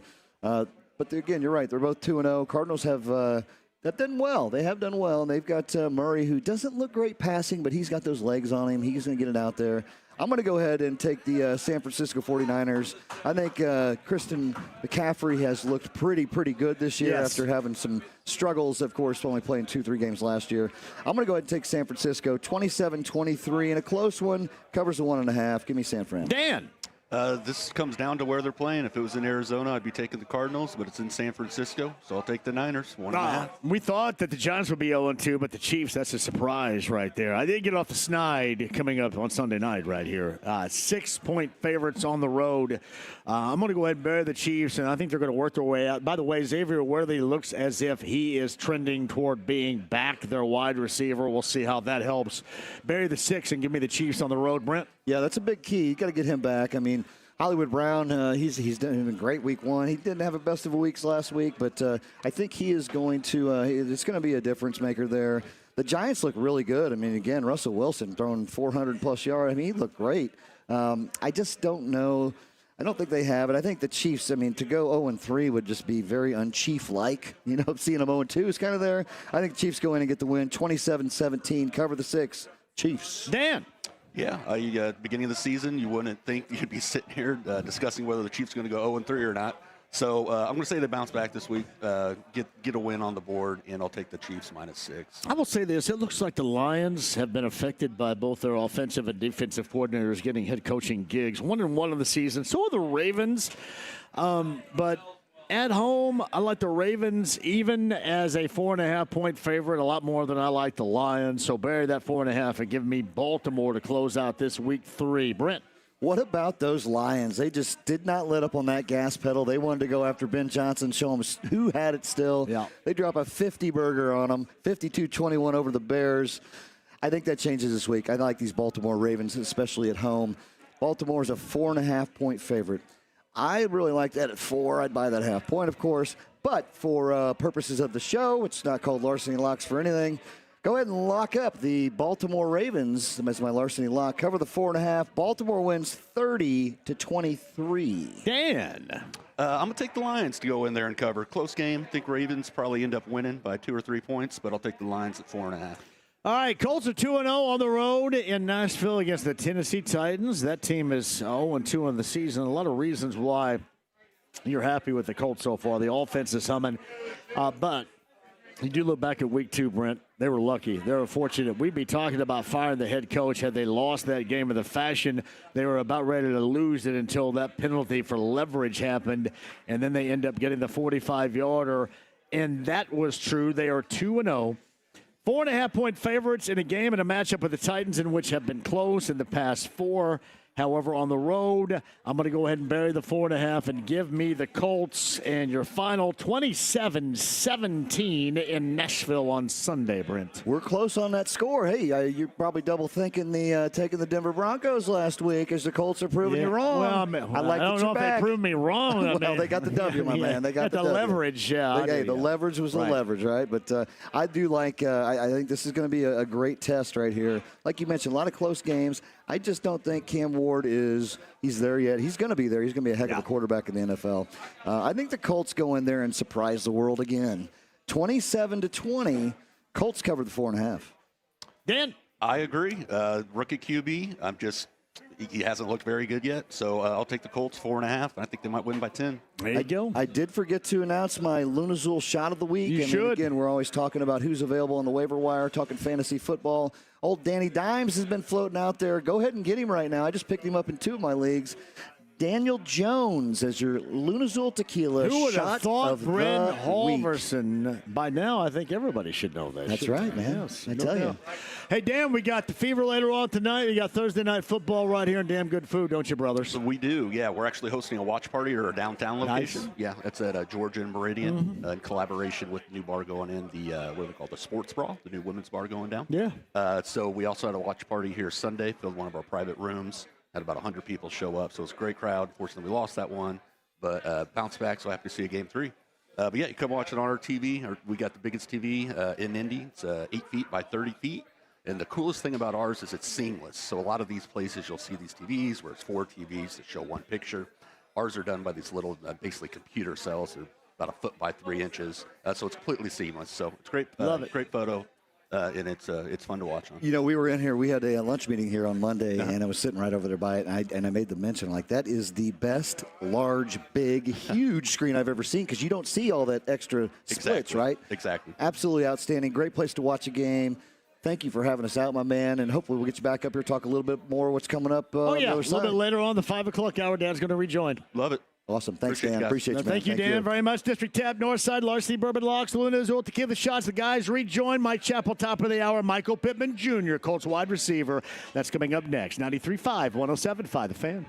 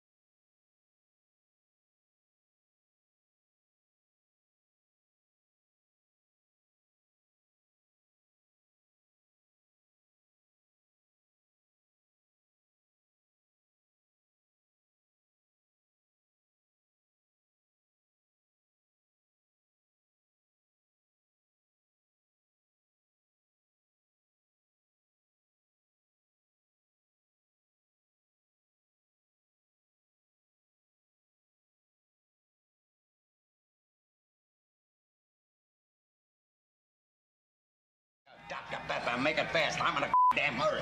93.5 and 107.5. The Fan. Hey, welcome back to the District Tap on Larceny Bourbon Locks, Luna Azul Tequila Shots, Week 3 Thursday. Brent Holverson rejoins in a second. Going to thank Dan for having us up here. On the road tomorrow, Twin Peaks, Bud Light Blue Friday has Raiders Colts tickets to give away. More on that in a second, but the Titans in Nashville coming up this weekend. And joining us now to talk about that and their 2-0 start, Colts wide receiver Michael Pittman Jr. on the Andy Moore Automotive Group hotline. Hey, Michael, thank you for the time. How are you? Good. How about yourself? Man, I couldn't be better. I want to get to the farm. I want to get down on the farm with you a little bit later on, but I do want to start with this football team so far through 2 weeks. What do you really like more so than anything else about the way the offense has been playing through the first 2 games of the season? I mean, I just think it's confidence. I mean, I think our confidence is high, and every time that we go out there, we think that we're going to get points. The execution looks at it's at a really high level for this early in the season. Does that at all surprise you with that execution and the way that it's looked offensively so far, even though the season is early? No, I mean, I always thought that we were capable of doing something like this, and we're just starting to put it together, and we need to keep doing it. You know, we can't just do it for the first 2 weeks. Like, we need to carry it throughout the whole season. Yeah, it's funny. You look back, and it had been slow starts in the past that has been well documented around here. It probably feels really good to get off to the fast start, regardless of the circumstances you guys have to this point. Oh, yeah. I mean, like, it's been great. I mean, it feels completely different around here, you know, getting a week 1 win and being able to continue that versus a very talented team. So looking forward to this next one, and we got to keep it going. It's Michael Pittman Jr., Colts wide receiver, kind enough to join us on the Andy Moore Automotive Group hotline. We're live at the District Tap today on the north side. Thank you for joining us. And I'm curious about this because there was a do-over at the end of the game, and there was another opportunity, and the kick was made. Was there a point initially we thought the game was over on Sunday, Michael, and you guys had lost?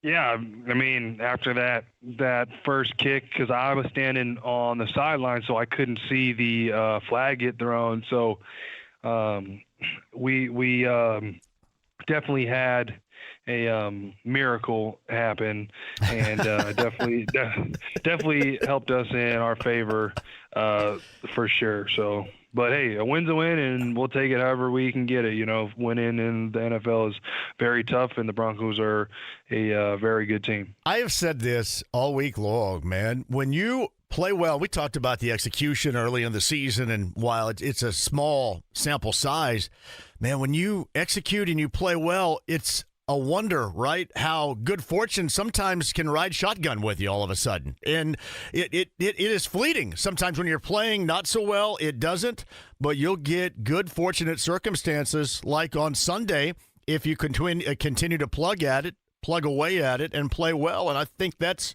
a part of it. That's what winning teams and I guess a culture equates to sometimes. Good fortune comes along with good play.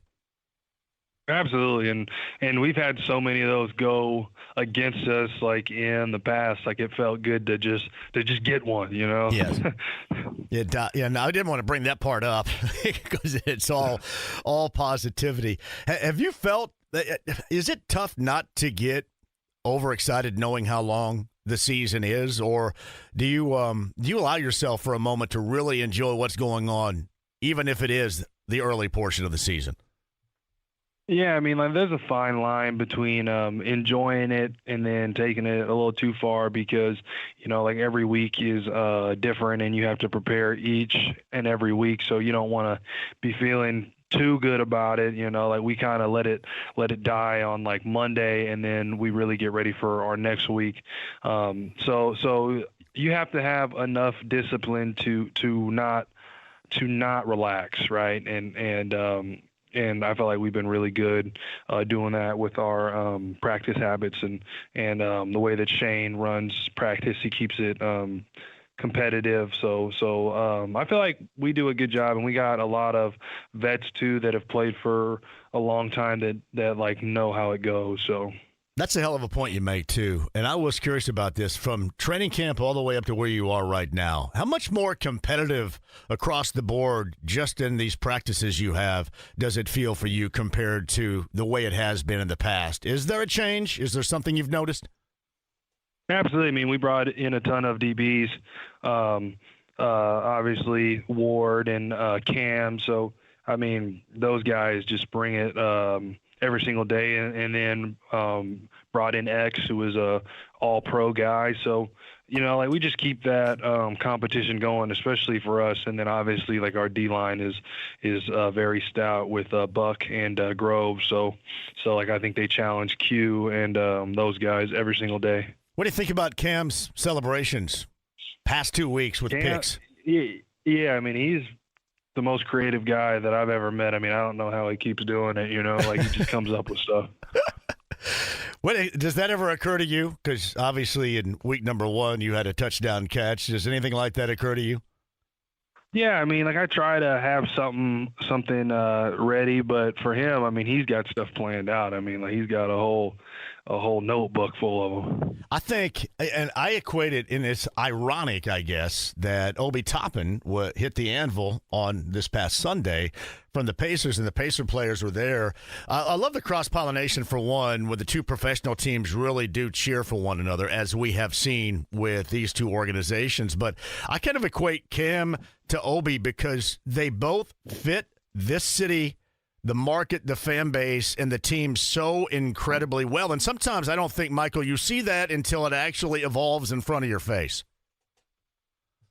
Yeah, no, I mean, what Cam has been able to do for us, I mean, people don't even realize the energy that he brings, and then like also like he's out there like making plays too. But I just say his energy is infectious, and it gets everybody ready to go. And he's kind of the quarterback in that secondary, and he does a good job with it. It's Michael Pittman Jr. on the Andy Moore Automotive Group hotline. That is a true story right there. I'm curious about Daniel Jones and the influence he has as your quarterback for the first 2 weeks of the season. How has that been? Because it looks like a very smooth operating, cohesive offense through 2 weeks. Yeah, I mean, we just have a ton of faith in him, and he has a ton of faith like in us, and we're executing at a very high level, and we got to keep it going. And I think what helps us is we have so many guys who are talented and want to catch the ball, and like it really shows because like we spread it well, and each and every game is going to be somebody different. You know, one game is going to be Tyler, one game is going to be Alec, one game is going to be Josh, one game is going to be me, then maybe a couple are Jonathan Taylor. You know, he steals it for 200 yards. So like you never really know what is going to happen. How would you describe Tyler Warren as a rookie for those that may not know anything other than what they've seen through the first 2 weeks of the season? Yeah, he is the ultimate pro, does everything right, shows up, works hard, and he's going to be playing good ball for a really long time. Tennessee Titans, what are you thinking about that, especially on the defensive side on Sunday, Michael? Yeah, I mean, they know us and we know them. They got some very good players. They got Jeffrey Simmons and Snead, guys that we know well, along with some other guys like on their defense. We know that they're a scrappy bunch of guys, and that they play hard, and they know what we want to do, and we know what they want to do. You know, like we play each other twice a year, and it's just going to come down to whoever executes best. I'm not suggesting you're looking ahead, but got a little Southern California visit coming up next weekend, too. I don't know. Is that one that because that's where you grew up, you'd all circle on the calendar, out of curiosity? Oh, yeah. I mean, family members have been letting me know about that since it got onto our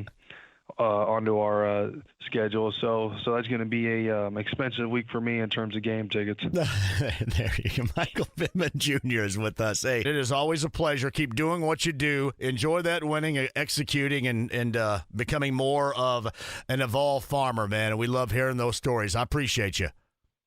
All right, thank you. I appreciate it, too. It's Michael Pittman Jr. on the Andy Moore Automotive Group hotline. That is one quality dude right there. I love that. I love the fact that he hears from the farming community. And then the farming community kind of shares tips for him. Then he takes that in. That's cool. Michael Pittman Jr. on the Andy Moore Automotive Group hotline. Brent Holverson rejoins coming up on the other side. We are at the District Tap on the north side. Larceny Bourbon Locks, Luna Azul Tequila Shots on this Thursday. We would love to see you. Our picks and more, you know all about it. And we got you covered. 93.5 and 107.5 The Fan.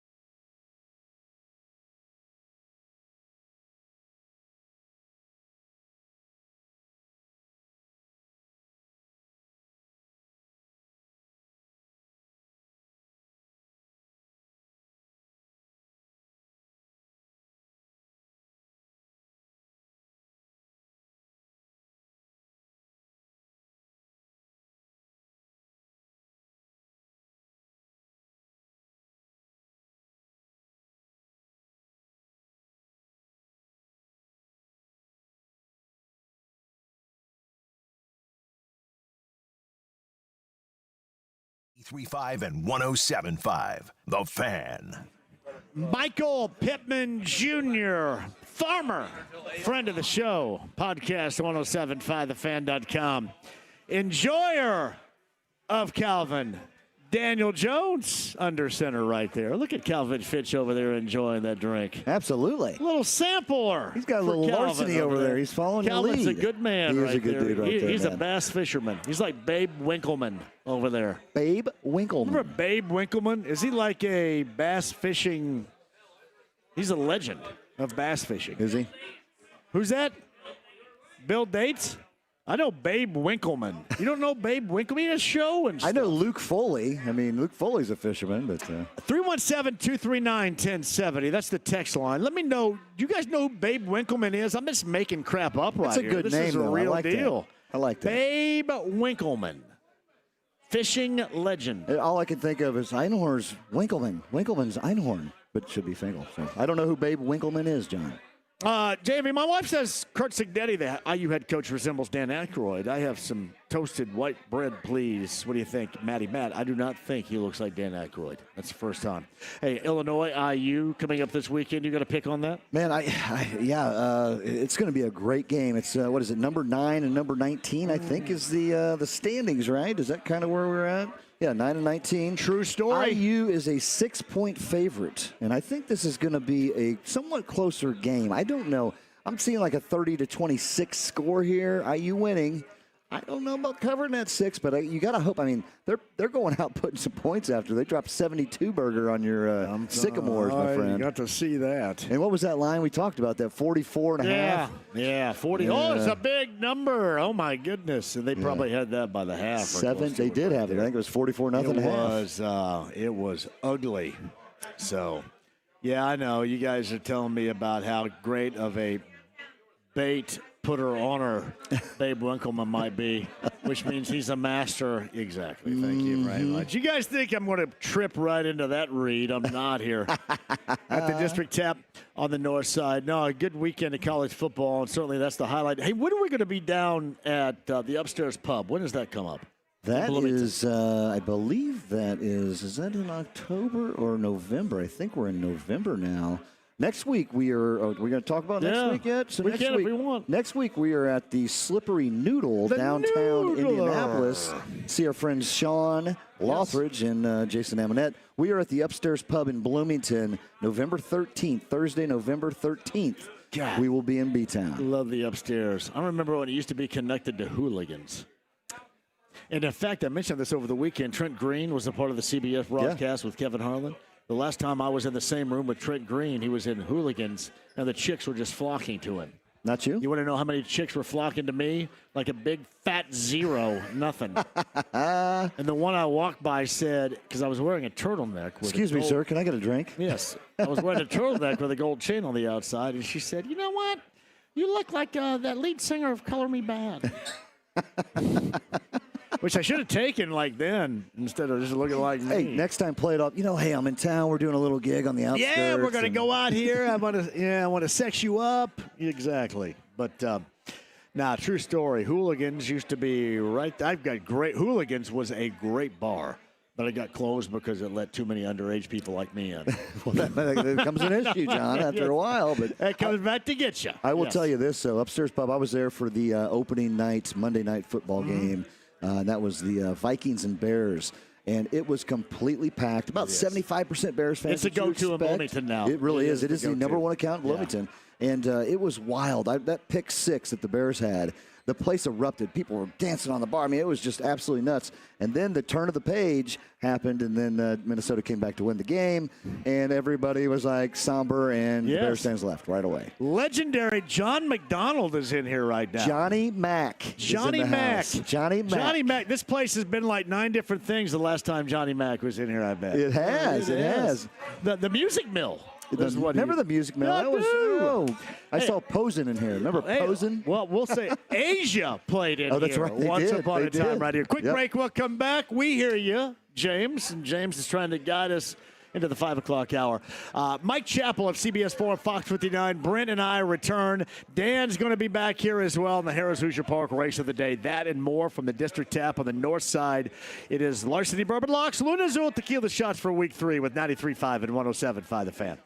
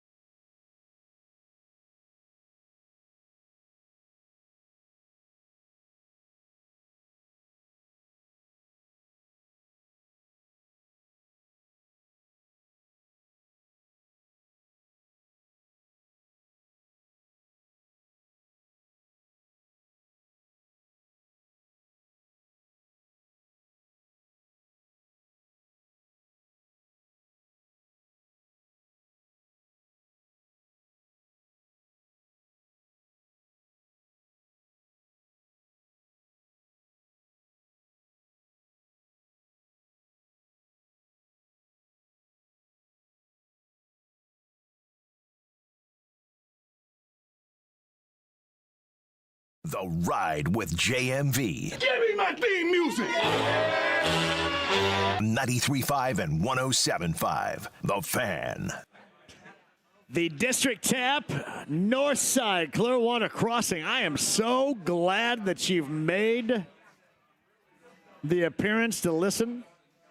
I would rather see you here. I want to see your smiling face as we hand out these incredible samples that we have from Heaven Hill Distillery. Dan's going to rejoin us in a second. Hey, thank you to Michael Pittman Jr. I kind of like, and you guys can tell me as well, this is one for 317-239-1070. I like the Colts interviews on a Thursday. Hey, James, do you like the Colts interviews on a Thursday as much as I do? Because I like those. I do, actually. I think they work really well, yeah. Especially with the other two shows. They seem to get their Colts players on at the start of the week, so it's nice to balance things out a bit.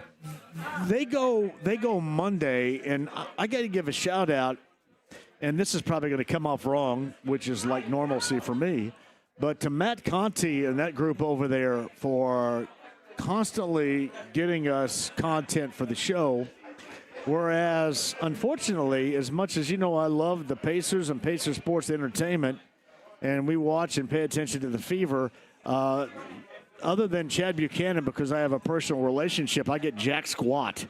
So I appreciate what you do, Colts, and it's not just content from me on the show, it's a content to make sure that your product gets out there. For example, when you're talking about stuff, you could tell right there that Michael Pittman Jr. likes talking about farming, too. And farming is, good to see you, Jimmy, a big part about what goes on still in this state.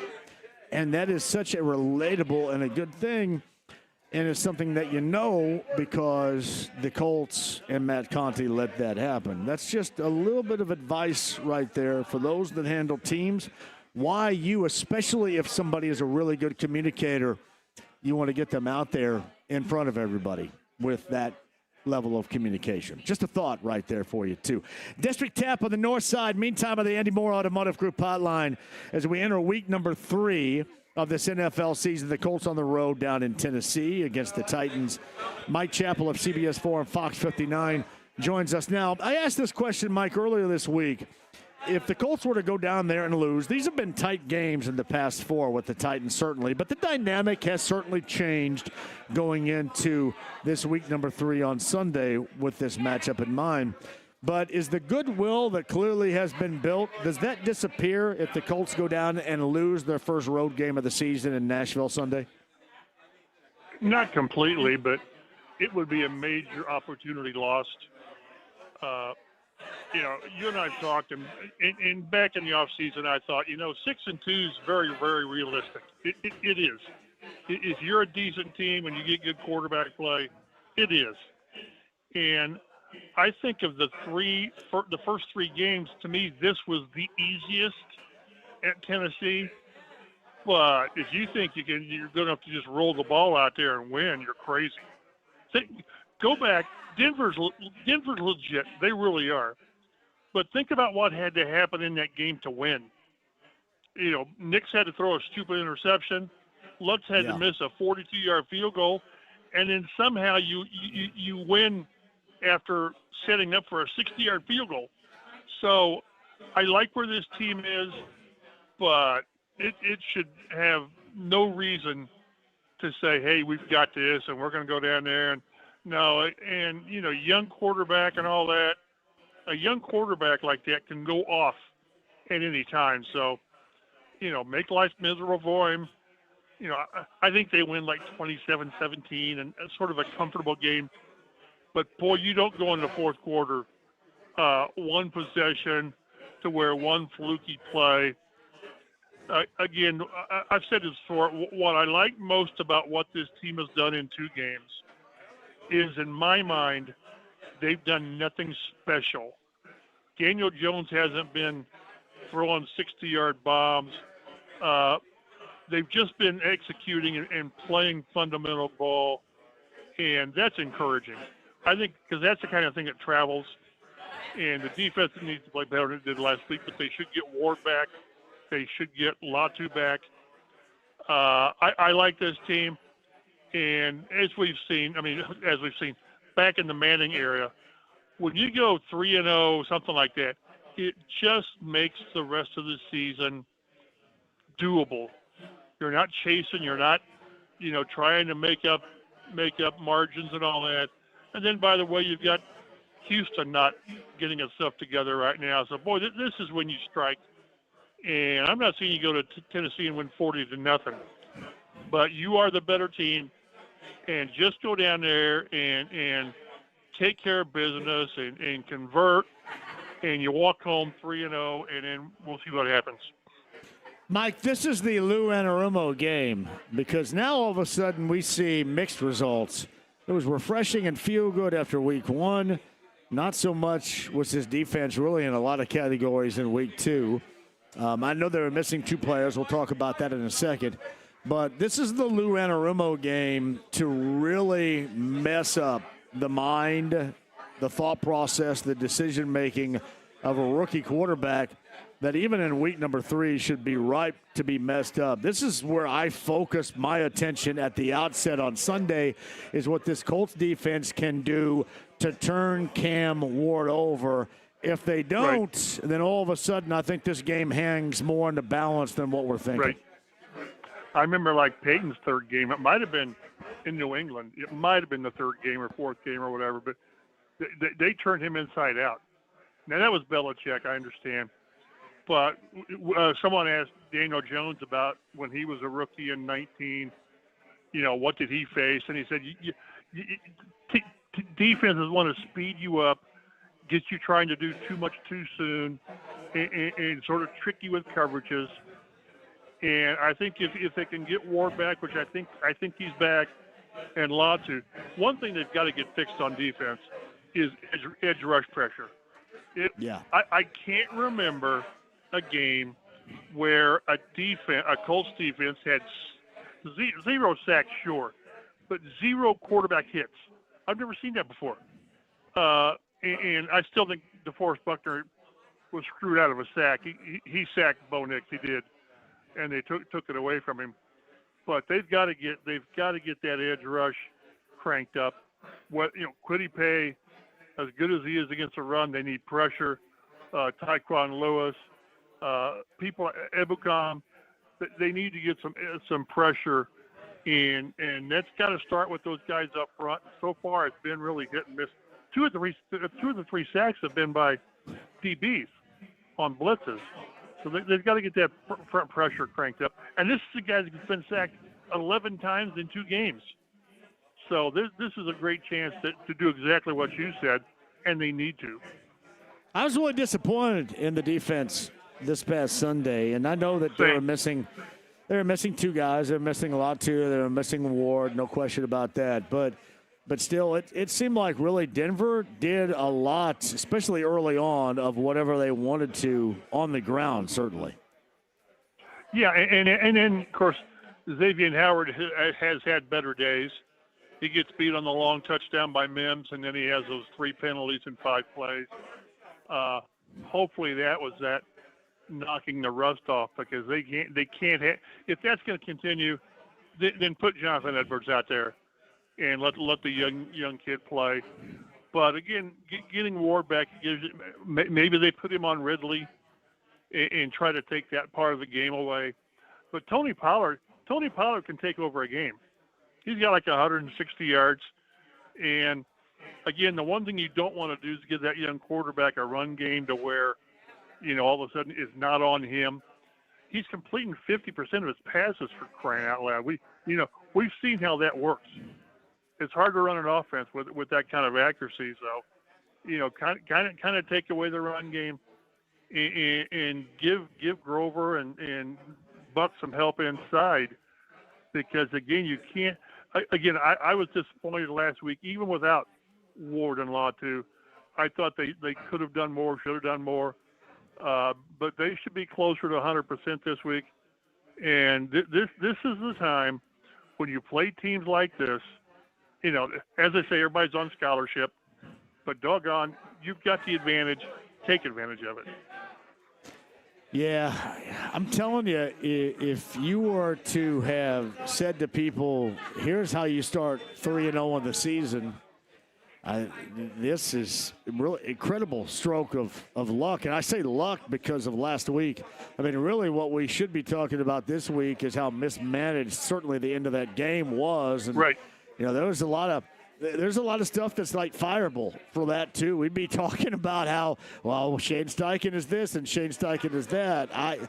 He's still probably in that position. However, the good fortune, Mike, which often rides along with teams that are effective and have good results, and that's something we haven't seen a lot of around here. Effectiveness, good results, and certainly good fortune, and the Colts had that stroke of luck last week, no doubt.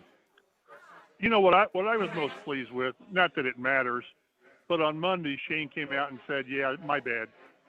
He admitted that he mishandled that, and he said, I can't put my players in that position.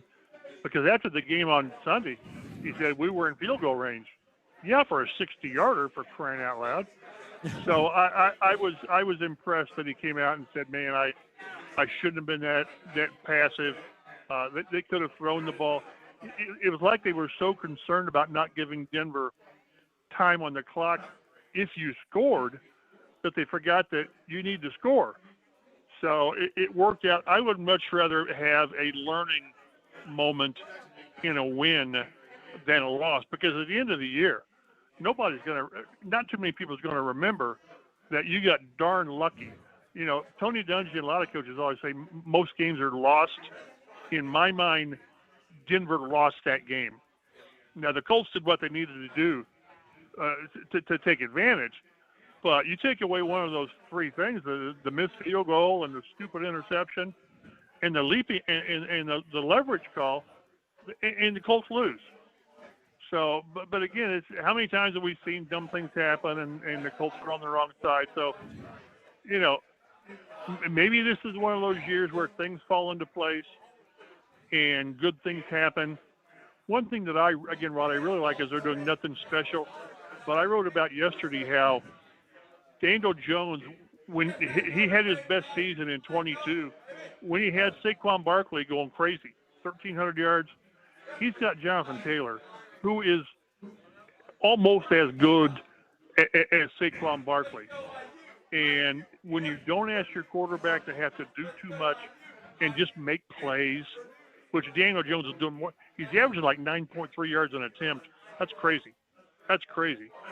But you've got so many weapons with Tyler Warren and Pitt and Downs and AD and all those guys. It just makes things easier when you can distribute the ball.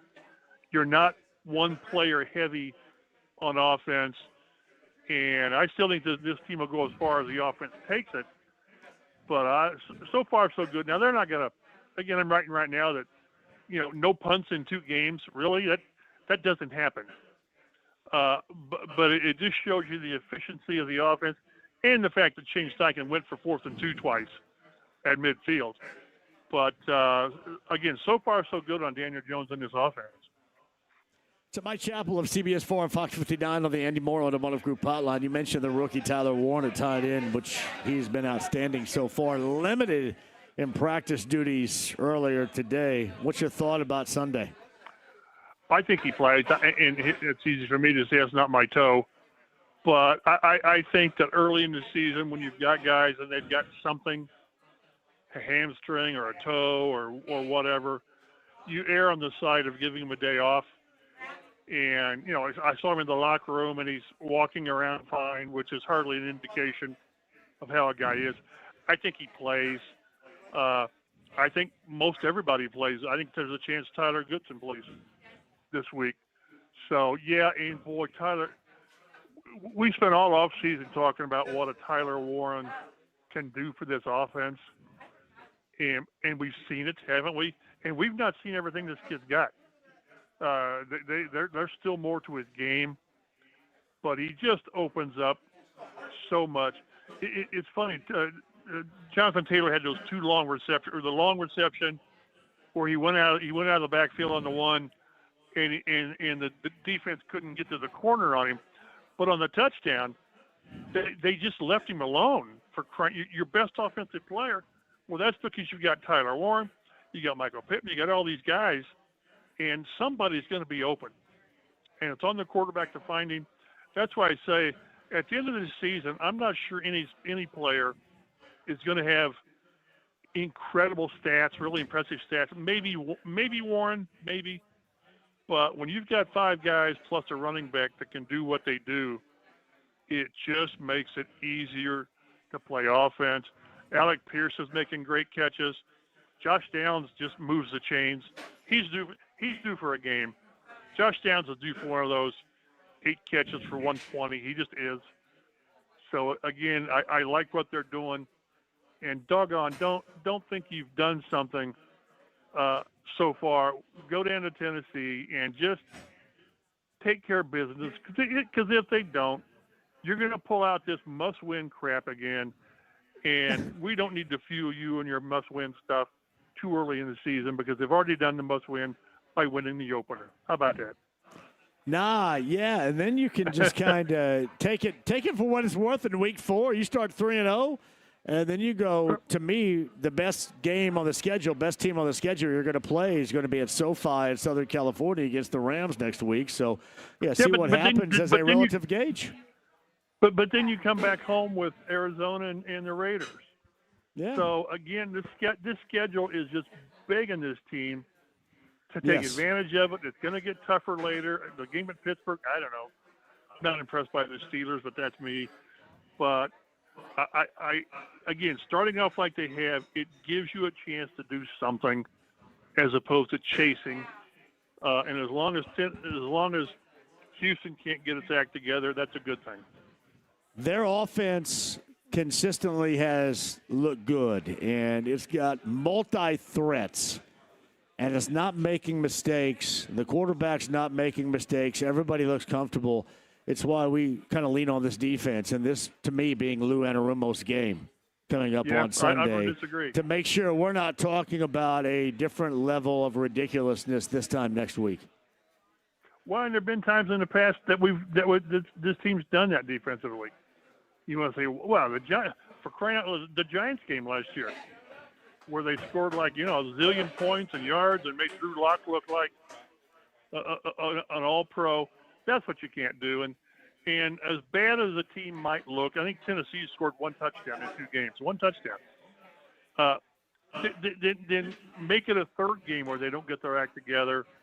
And again, this team has enough quality defensive players, Kenny Moore, Bynum, and Ward, and Buck, and all those guys, that you should not, don't allow Malik, the Green Bay quarterback, don't let him go out there and smoke you like he did. So that's you brought Malik Willis. You went the Malik Willis route with that. Don't let that happen. You just can't let that stuff happen. And I don't think that's going to happen because, again, I think Denver's pretty good. I think Denver and Bo Nix are pretty good. But when you have teams that you have an obvious advantage over, then you don't let them hang around. Don't, have a couple of turnovers, which this team has not done. And then you just go 3-0, and then you look to next week. So it's there for them. I think we'll find out something about this team and whether Steichen can keep these guys locked in. I think he can. I think this is sort of a different group for whatever reason, whether it's a Daniel Jones influence or Ward and Bynum. I think Sunday will tell us a lot about this team. I really expect them to win. I'll be very surprised if they find a way to lose on Sunday. I just think they're good enough right now to win these games without doing something, an onside kick or a 50-yard field goal. I think this team is better than that. Sounds to me like the seal of approval for Mike Chappell of CBS 4 Fox 59. 27-17 with your money. That was my pick right there a little bit earlier, 27-17 Colts. Great minds think alike. That's what I've got. Right? Great minds. Great minds or two morons, one of the two. Yeah, we'll see. Well, I've already called myself out because I wanted to fire everybody in January. And that doesn't look as good right now as it once did. Yep. That's me in a nutshell right there. You called me out for my must-wins and firing everybody. Sometimes I go a little bit too much off the rails. Miami was a must-win. Miami was a must-win. It was. It was, yeah. It was. All right, Mike, it's a pleasure as always, man. Enjoy the game. We'll do it next week. You guys be well. Mike Chappell of CBS 4 and Fox 59. Brent rejoins. That's Brent Halverson on the other side, too. I think Dan's going to come back as well. Harris Hoosier Park Race of the Day, 50 in betting, 50 in dining, courtesy of Harris Hoosier Park Racing and Casino. That is in Anderson. Again, I want to give a shout-out to AAA. That's Matt and Matt. The Outlaw Music Fest is going on right now at Ruoff, featuring Willie Nelson and Bob Dylan later on this evening. And shout out to our friends at AAA for the tickets and all that fun time up there to be had, especially with the weather, too. Quick break. We'll come back with the guys, and we'll get you set, too. Fever and a must-win on the road tonight against Atlanta. See if they can push on further into the WNBA postseason. 7:30 tip, 7:15. Eddie Garrison has your coverage here on 93.5 and 107.5 The Fan. More to come live from the District Tap on the north side. 93.5 and 107.5 The Fan.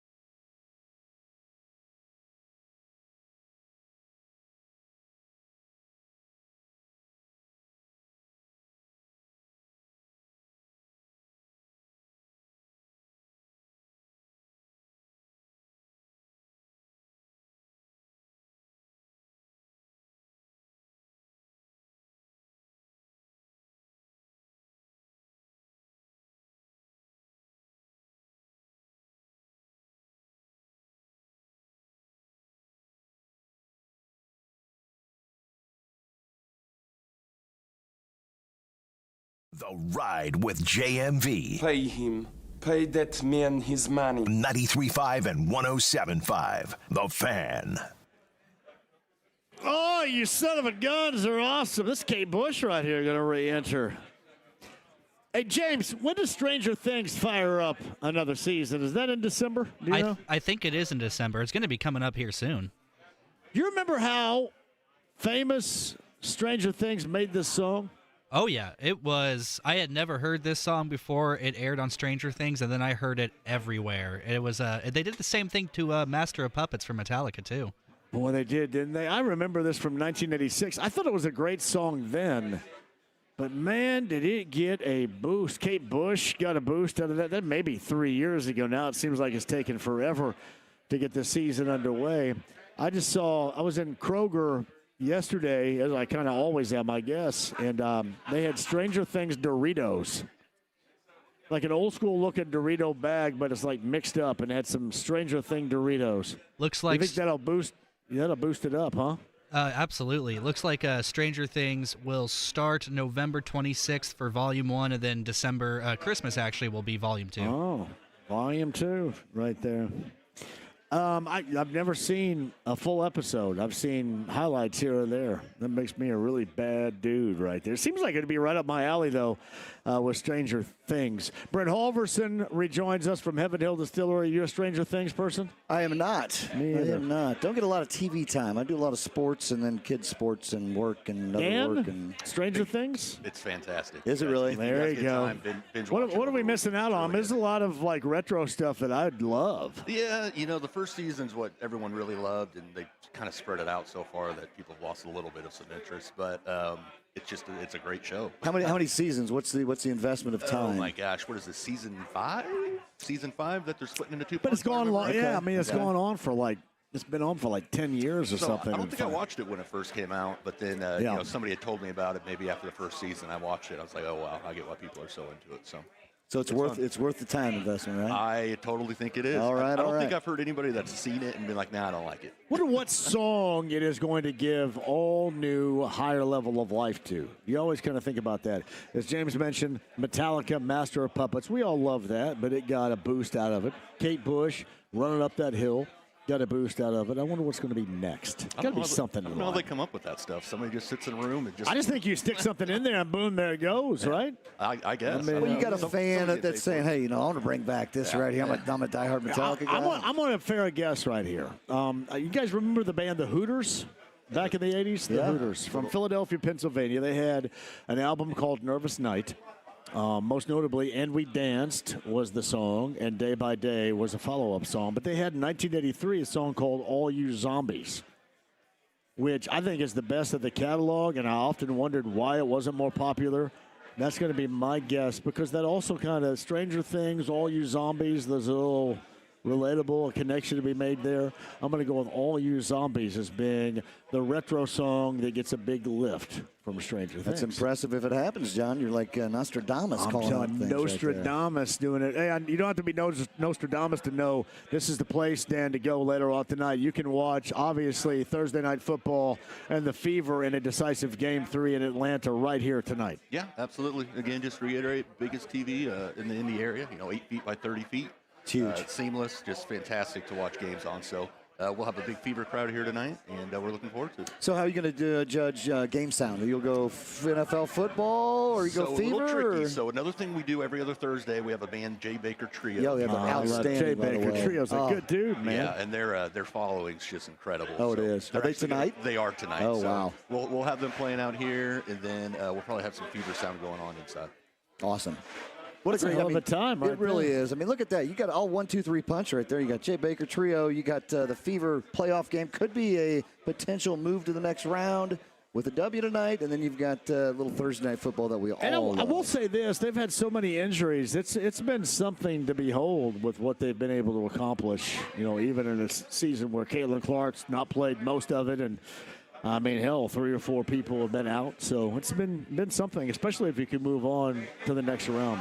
Oh, absolutely. Tonight. Like you say, I mean, not having Caitlin, that's a big piece right there. But again, what she brings to that team and her mentality, it's kind of it exudes into everybody else, and everybody kind of picks up and they're carrying her on. So Go Fever tonight, right? Going to be also watching, obviously, Thursday Night Football, the Dolphins and the Bills. And the Bills have had ownership of this divisional rivalry for a while. The Dolphins, if there's any team that looks not worthy of the task, I think it would be them right now. It is. And again, we talk about they got a great receiving core. You've got Tyreek Hill, who just looks like he is about ready to change jerseys.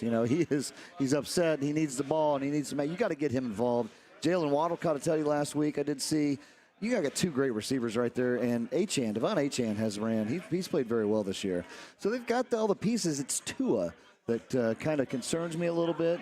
His lack of throwing and just what he doesn't bring to the table right now. That's where Josh Allen steps up. Josh Allen, that dude he's a baller. He goes out there, he can throw it, he can run it, he can do it all. And James Cook has looked absolutely outstanding. And the Bills are doing it without that key marquee receiver. I mean, they got Keon Coleman and Khalil Shakir, but they don't have that. Got the MVP, though, man. You got that guy right there. He's going to carry on his back. Number 17. No doubt. All right, guys, I'll tell you what. Let's take a break here. We'll do the Harris Hoosier Park race of the day and make sure we have a wide berth on the back end of this, okay? We'll talk about what you guys got going on tonight, this weekend, because we got to remember Illinois IU. Did we already get your pick for Illinois We did IU? talk about it. IU's a 6-point favorite. I think it's a 30-24 game. It's going to be close to that number, but I think the Hoosiers pull it out, so I'd feel good about dropping a money line play on that. We'll talk that up. We'll talk Purdue, Notre Dame coming up on Saturday afternoon as well, the rest of the weekend of college football and week 3 of the NFL with the Colts on the road in Tennessee. We'll do that with Brent. We'll do that with Dan coming up to close out this show. Hey, we're on the north side, the District Tap on the north side on this incredible Thursday in September. Thank you all for joining us. But right now, somebody's going to win 50 in betting, 50 in dining, courtesy of the Harris Hoosier Park Racing and Casino in Anderson. Here it is, your Thursday edition of the Harris Hoosier Park Race of the Day.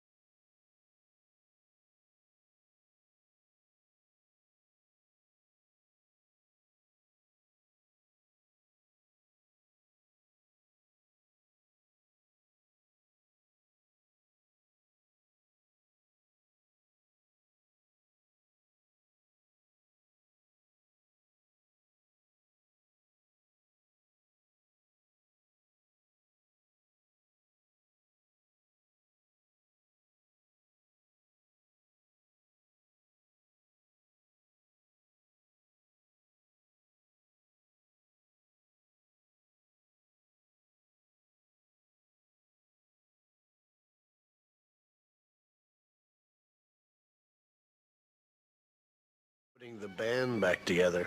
Forget it. No way. We're on a mission from God. 93.5 and 107.5. The Fan. There they go, right there. Heritage Park race of the day. Thank you, guys. See you, Jimmy. All right. Look at James in the background, man. Getting loose. See you, Jimmy. Good to see you, Jimmy. It's a friend of the show. Brent Gentry's the winner. Sleazy Captain. And Crispy Bacon. That was a good little lineup of names. Sleazy Captain paid $5.80. You seen the old pig news blooper with Crispy Bacon? Huh. You haven't seen that? No. Oh, you'll have to look it up. It's seen hilarious. it. Basically, this guy just can't hold it in. It's awesome.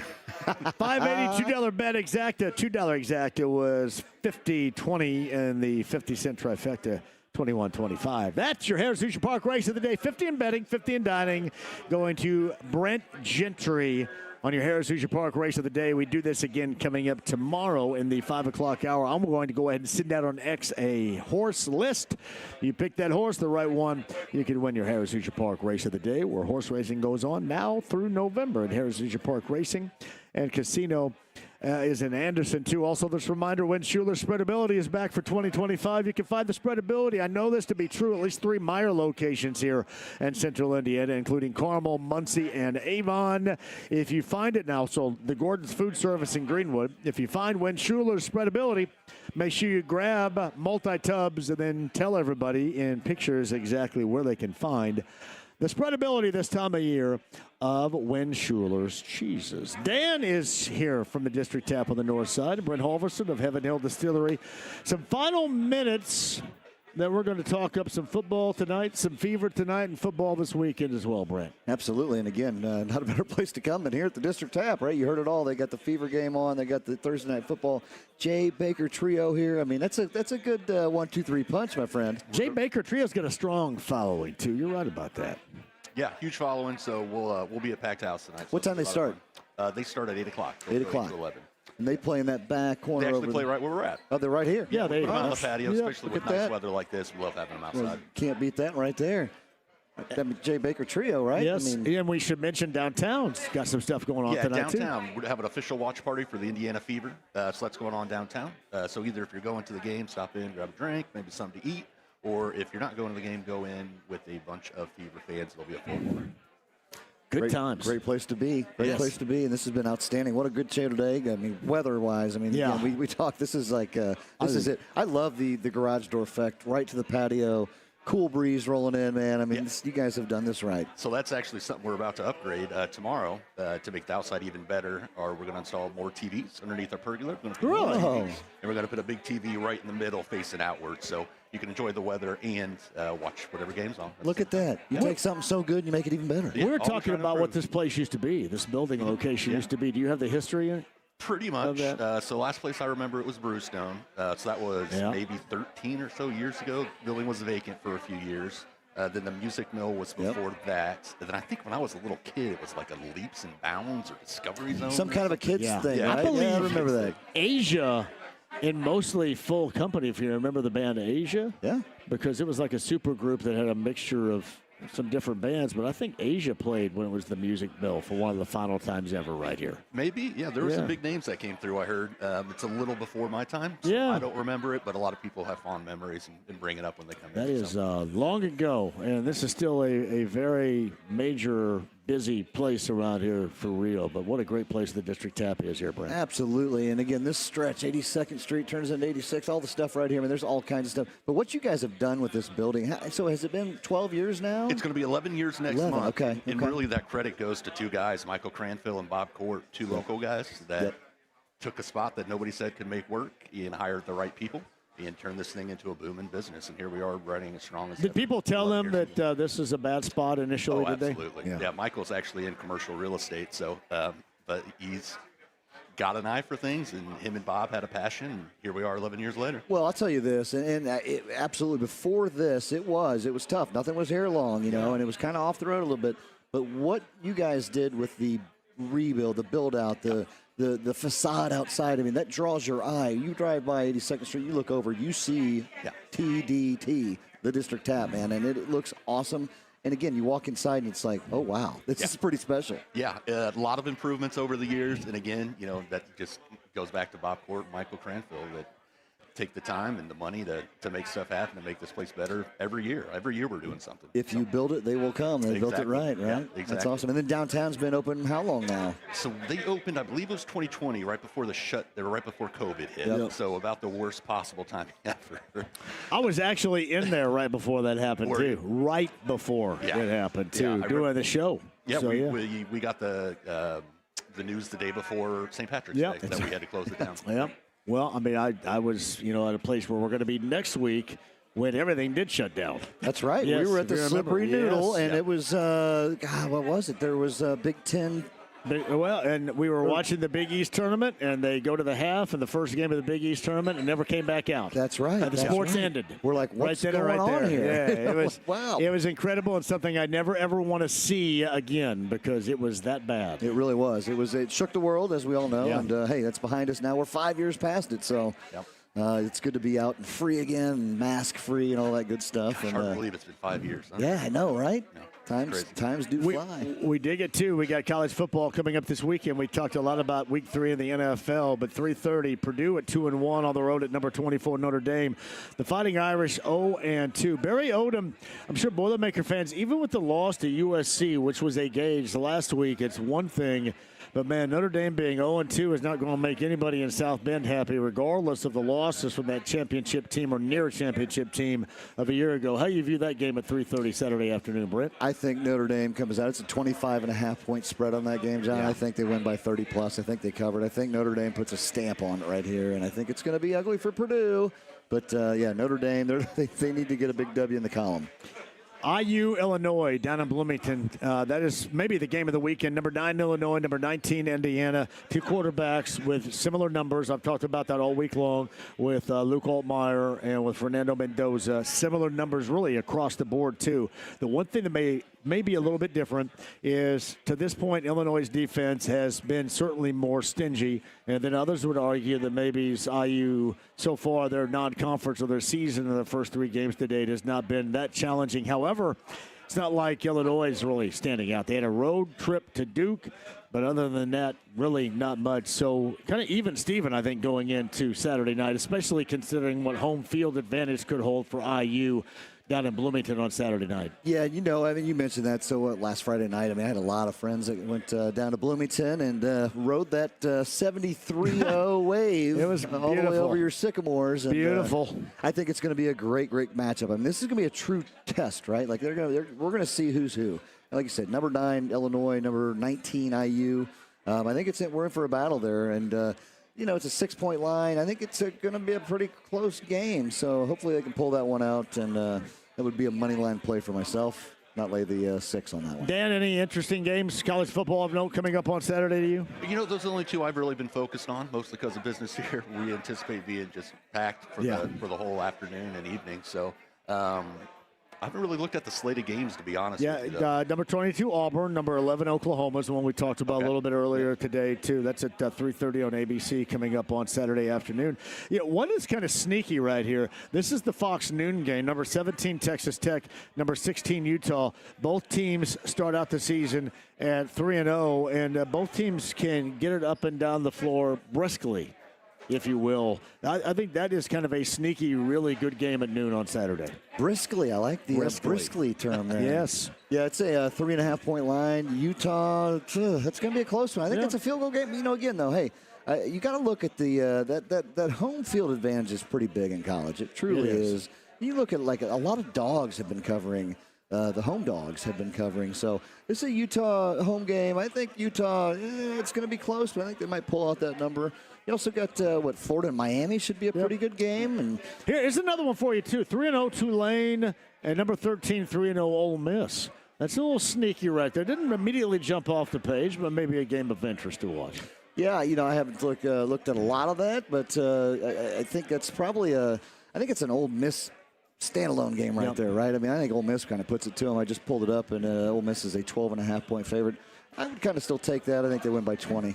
SEC, South Carolina would have been a lot better had South Carolina not really tripped on their you-know-what against Vanderbilt last week. But South Carolina on the road in Columbia, Missouri versus number 23 Missouri. Tigers are 3-0. Gamecocks are 2-1. That's in the SEC coming up on Saturday, too. Yeah, I think Missouri's kind of they've got the big hand on that one right there. I think Missouri will come out at 9.5-point number, I believe. I think they pull that one off by 16, 17.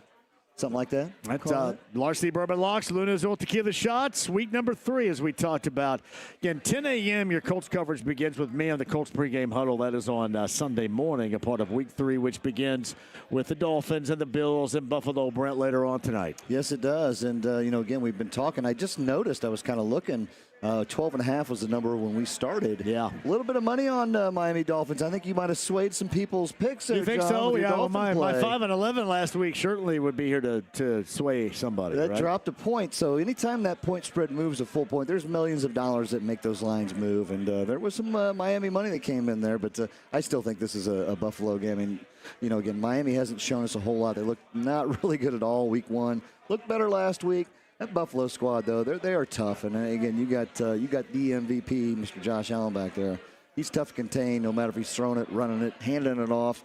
Even if you're just hanging out on the sideline, he's still tough. We're a couple of weeks away from going into the Major League Baseball playoffs as well. That I call the sexiest time of the year. When you get Major League Baseball, you got everything going, crossing over, got don't you? College football, you've got it all. NFL, of course, starts heating up. I mean, it's going to be we talk September, October. Those are the 2 best months, weather-wise, sports-wise. What's going on? And there's nothing better. I mean, I love the Major League Baseball playoffs. I mean, there's just something special about watching some good baseball. I just wish our Reds could sneak in there, but they just can't take advantage of. They can't take advantage of some opportunities that they need to pull the W's out. By the way, I should remind folks we have gear too. We have shirts, we have cups, we have Larceny Bourbon Locks, Luna Azul Tequila Shots gear for everybody. Look at those cups. The beautiful Michel Kiefer. Michel Kiefer joined us today. We love Michelle. Oh, she's so awesome. She's over there talking away as usual. Got Johnny Mack in the house. We got a lot of good people out. It's always fun to see people come out and join us and have a little fun during our Thursday antics here, John. So can we get more locks from Dan the Man? You got any more locks over there? Somebody had just sent me something on X. Dan the Man, more locks. Dan the Man, more locks. My goodness. What's your lock of the week? What's your Larceny lock? Do you have a game that you look at and go, man, that is the one that I'm dropping the hammer on? I'd have to pull it back up. Let me think.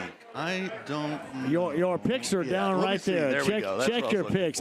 There we listen, go. I've got no confidence on anything right now. My confidence is shook after last week. I felt really good after week 1, 11-5, but that complete change, that 180, has shook my confidence a bit. Hey, that is the betting of the NFL, right? It is. I mean, it's you got to take it with a grain of salt. You got to watch what's happening. We talk a lot of injuries that are out there right now. Those are things that come into play quite a bit, right? And you don't know how a Jake Browning's going to do, right? How he's going to step in. Well, we've seen some stats on him. I think he looks good. Carson Wentz, I just remember Carson Wentz of, I think this is his 6th or 7th team now that he's hopped in on. So he got one really quick. Good for him. Dallas. I'd hammer Dallas. Yes, that's my lock. Why? I hammered the Bears. Oh, no way. Was that you haven't taken a Larceny lock this year? You got to give us a lock, man. So Dan's going with Dallas. Here's the one I feel most confident about.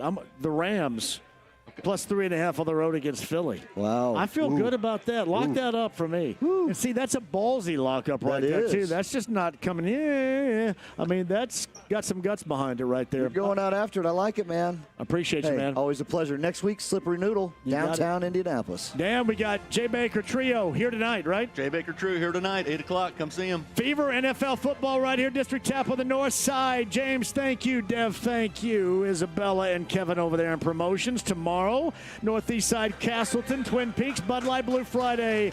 Raiders Colts tickets to give away. You can win, but you got to join me tomorrow at 3 with 93.5 and 107.5 The Fan.